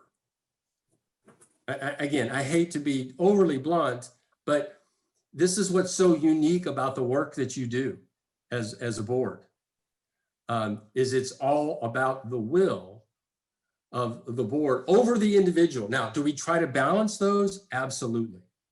Absolutely. And that's why you have these countermeasures, because it's not just up to the board chair to decide. The board can decide to overrule the chair. But if we leave things kind of open-ended where individuals can creep in and say anything or do anything, again, either intentionally or unintentionally, Right. then it can wreak havoc. And so it is important to have these rules in place and to use them, because then individuals can be heard if the will of the board, not the will of the individual, desires it. Mm-hmm. Because if we just allowed too much open-endedness, that's what drives away other board members, right? But Potentially. So it's an attempt to balance the two, but the one that wins out in the end is the will of the board. Mm-hmm. I guess that's my best answer to that one. Jennifer, and I've got about 12 minutes left, so we're getting pretty close here. Okay, so I'm just gonna let you go then. I have something related to Janet's remark, but it can wait. Well, if it's relevant, please go ahead and make it, and because I'm gonna move us on. I think I can do this next part pretty quickly.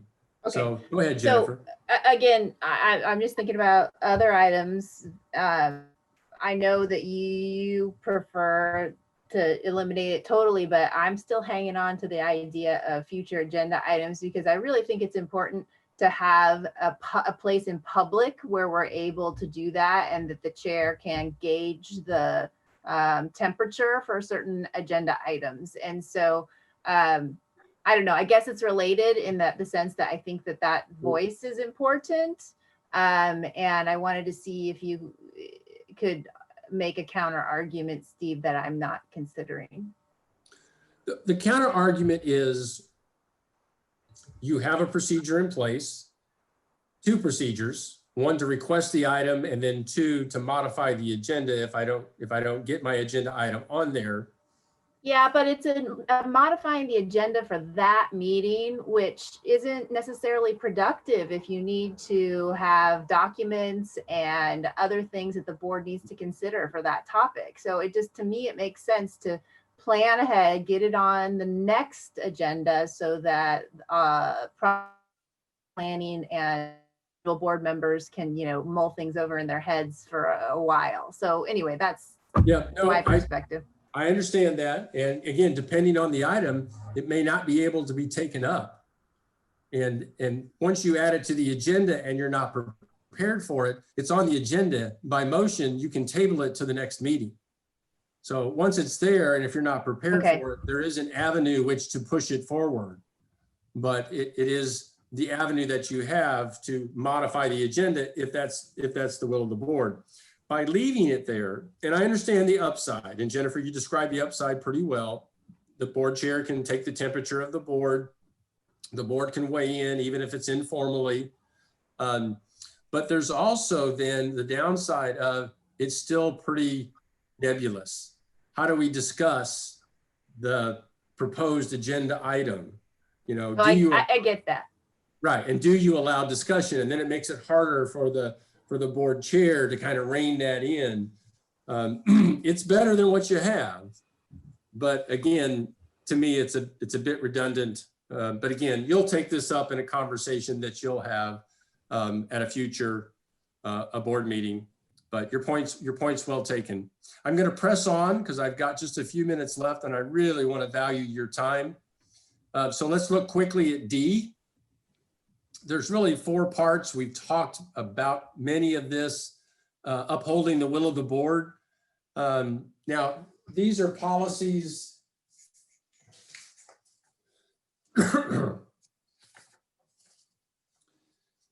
And I just want to draw your attention to a little bit of language out of each one. The first one is BCB. And it describes the board officers and their duties. And it says the board chair will assist the superintendent in establishing the agenda. It almost makes it sound like the superintendent's in charge of the agenda instead of the other way around. Again, I looked at OSBA model policy. We've gone away from that word assist and either work with or directs the superintendent in establishing the agenda. Essentially, it's meant to say you're going to work with the superintendent on the agenda. But I just wanted to point that out because I think Renee pointed that out in one of your future trainings. The other piece, where we go? Is in policy BDD. And I'm going to hold on to that for number 3. So upholding the will of the board and modifying the agenda is essentially pretty closely related. The board controls the agenda. And so when it comes time, by motion of the board can adjust the agenda as we've really described. It's early in the agenda. You did a marvelous job tonight. Even just moving a piece forward, taking it out of order. And you did a motion, you passed it, you understood the will of the board. It was very well done. Adding agenda items, taking agenda items off, all that kind of modification is really up to the board as a whole. Any questions around that? And I want to know, I don't know if we have the time, and it might be at another time, but one of the things I've noticed is that when we do amending for the agenda, a person can just basically, a board member can just say, I would like to amend the agenda with the purple socks requirement or whatever. And then we can, then from there, if someone seconds it, then it moves into discussion. correct? I mean, there needs to be a motion, and then if it gets voted, yeah, let's talk about it, or let's not. My only concern is about that is like what Jennifer was mentioning. Let's say let's say that they agree, and yeah, we got to talk about purple socks. Can they be polka dot? Can they be striped? You know, we don't have enough information. So is that when someone says, can we move this to the next agenda so we can have the proper Yes. documents to review and go in deeper discussion at the next agenda? Yeah. Yeah. I moved to table this item until next month's board meeting. Okay, that's simple. Second, Okay, vote, and then it gets moved. Yep. okay, Yep. Perfect. thank you. You're welcome. Excuse me. All right. Rules around discussion. And now that I know what I know about your discussion section and your action items, this becomes a little bit of a moot point. I just know that some boards take a little harder stance. They don't want discussion without a motion. I would say most of my boards do it the other way around. They do discussion first and then a motion. And when you look at Robert's rules for small boards, there is some latitude in that parliamentary procedure. Larger boards are very strict about having a motion first and then discussion. So I just wanted to bring it up here, although I think it's a bit of a moot point. You're going to discuss it first, and then that's followed by a motion. Would you say that's traditionally how you operate? Well, I don't think so. Sort of Oh, that way in the agenda, as you noted, right? So for formal discussion items, they tend to be separated.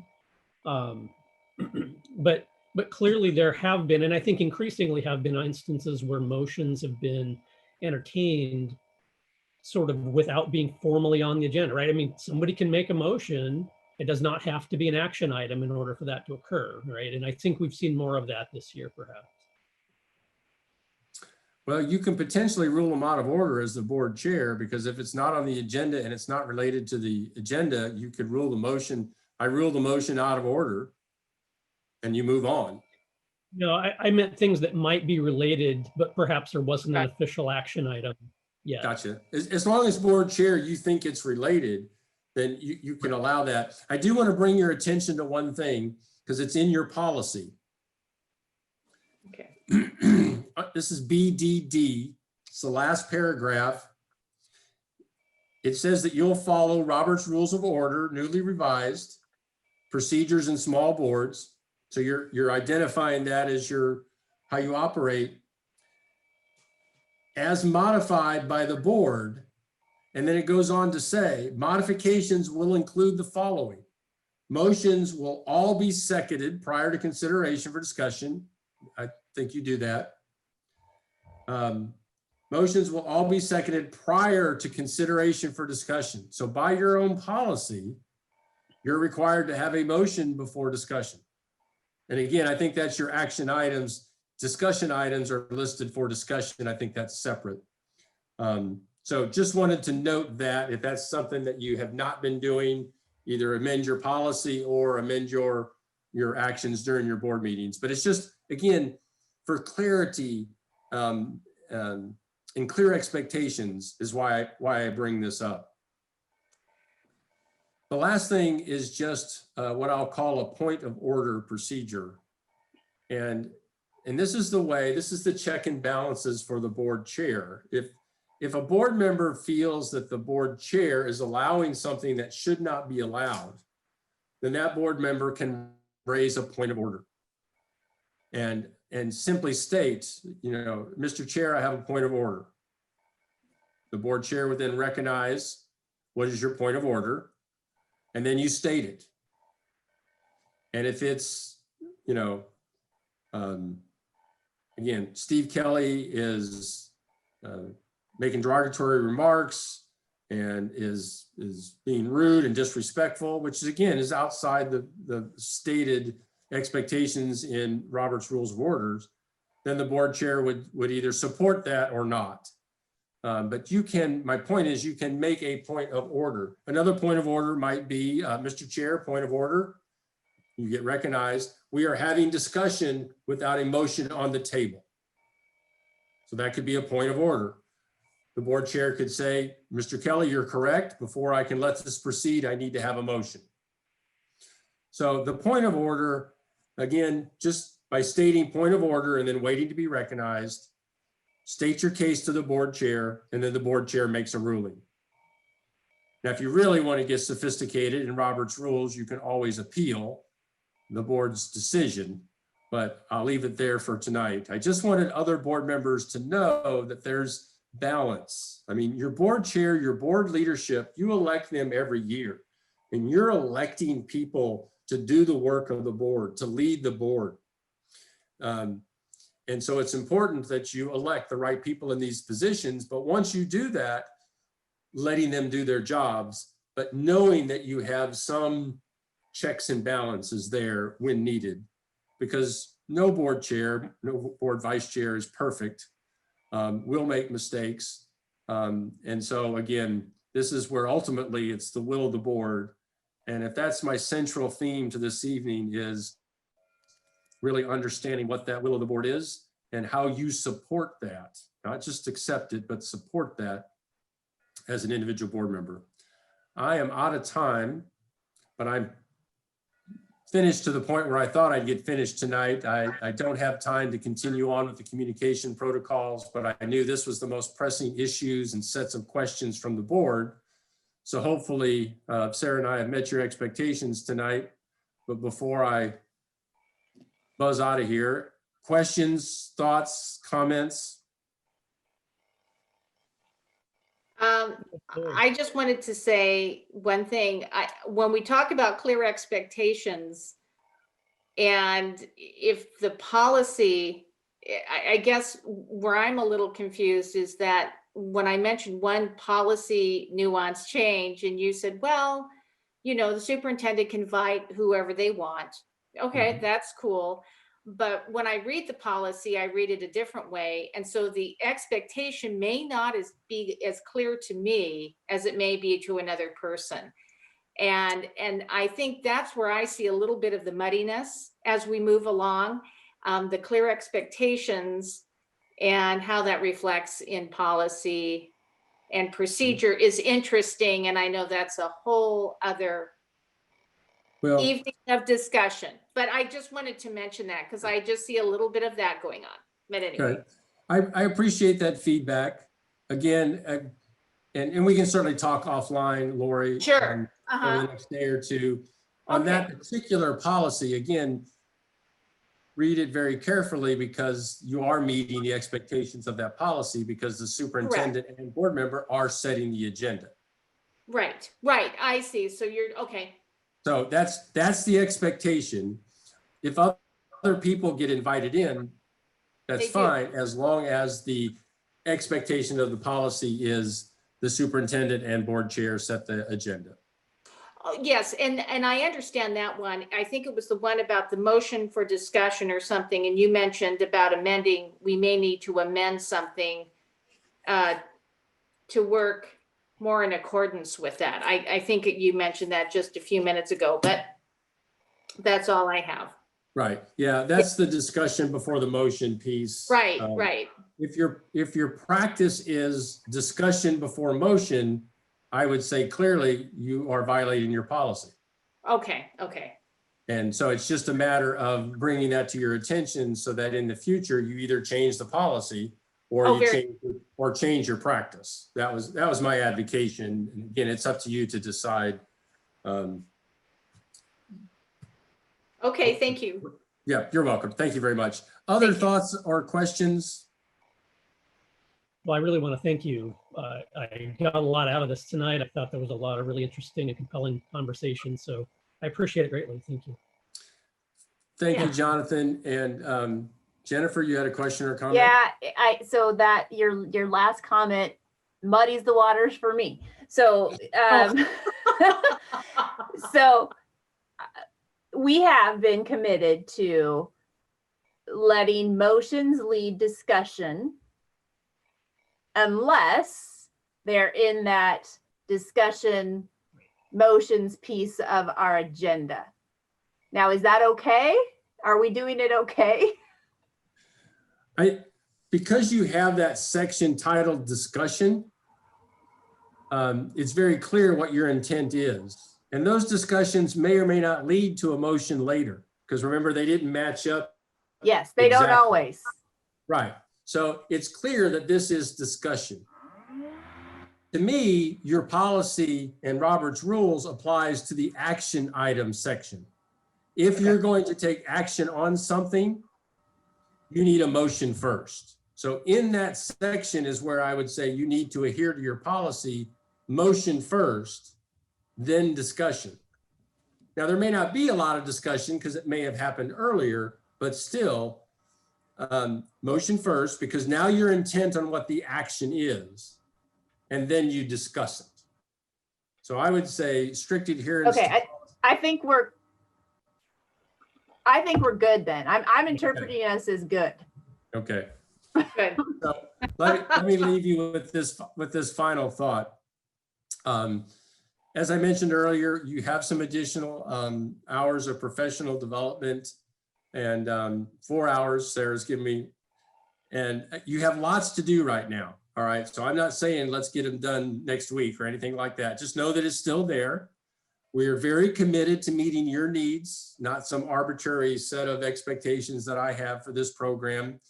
And what I would like to do is meet with board leadership. Sarah and I will meet with board leadership and district leadership, debrief tonight, but also talk about what potentially items you would like to discuss in the future. And I'm sure board leadership will poll the rest of the board as well. My strongest advocation now, and when I meet with board leadership and district leadership, is to talk about strategic direction and strategic planning, and really talk about your roles and responsibilities inside that, to reinforce your roles and responsibilities rather than just a standard, here's my spiel on roles and responsibilities that I'm sure all of you have seen. I'd like to put it more contextually, but let's make that our next steps. Again, feel free, call me, email me if you have questions, if you want to do some follow-up. Like I said, I'm running out of time tonight, but I'm happy to have the conversations at any time on any topic. Please give Sarah and I a call. That's about half of this agenda, if not more, tonight was generated by your questions that came to me in one way or another. And so I hope you found the topics and things relevant. And lastly, I'll just say, as I began, I cannot adequately express my empathy, my support for the work that you're doing for kids. It's incredible. And then put the pandemic on top of that, it's just mind-boggling.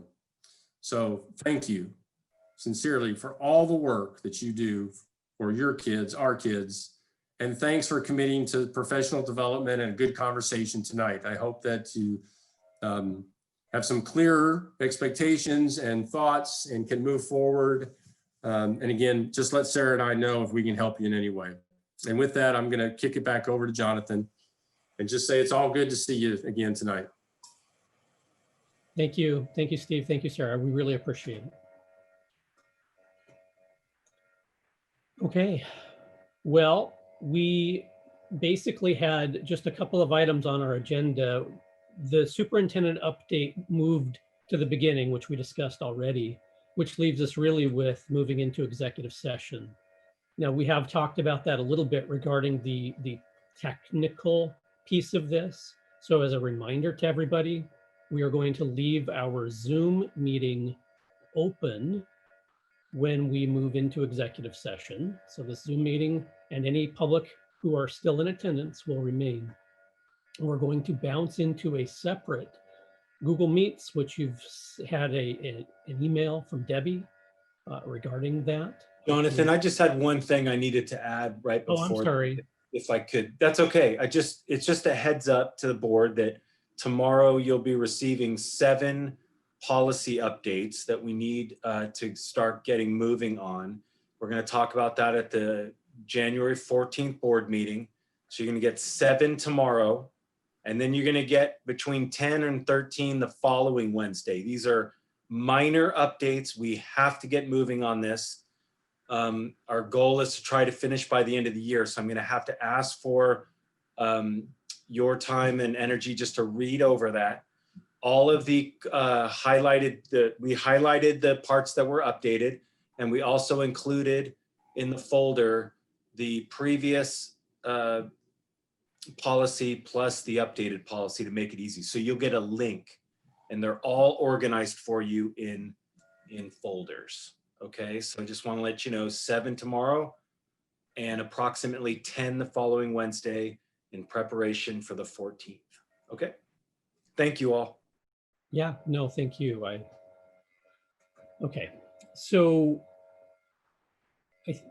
sorry, Dan or Scott, anything else? I want to make sure I don't. No, thank you, Jonathan. Yeah, all right. But Jonathan, I just want to make sure that the public knows that they can stay on the link and that we will return. Correct. Right, and that's basically where I was going with that. So we're going to leave this open. The Okay. board will move off, but this will stay alive. Our intent is to move into executive session for, let's just say 10 minutes. If for some reason it's going to be a lot longer than that, somebody will alert the public in this Zoom meeting of an update to that expectation.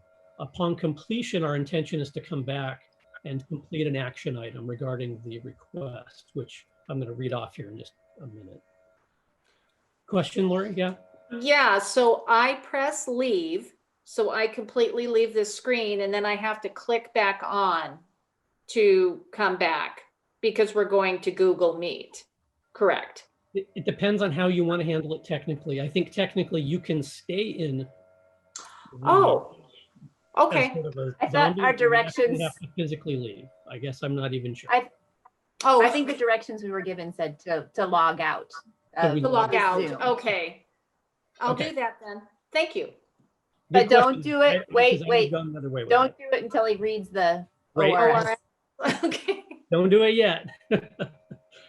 But I want to make sure we have the technical piece covered before I actually read it, then we do it. So any questions on the technical piece? Okay. With that, we're going to move to item number 8. We are planning to move to executive session under ORS 1926602F to consider information or records that are exempt by law from public inspection. And specifically, this is a sick leave bank request. Okay. With that, we are noticed, and feel free to leave the Zoom meeting and then join the Google Meet. So I think we are all back from executive session. And at this point, we do have one action item to follow up on regarding that executive session, and I would entertain a motion accordingly. I move to authorize a sick leave bank request for up to 25 days for Sonia Velasquez. Second. Moved and seconded. Any discussion on the motion? Without a request for discussion, Debbie, would you please take the vote? Janet, Yes. Tom, Aye. Jonathan, Yes. Lori, Yes.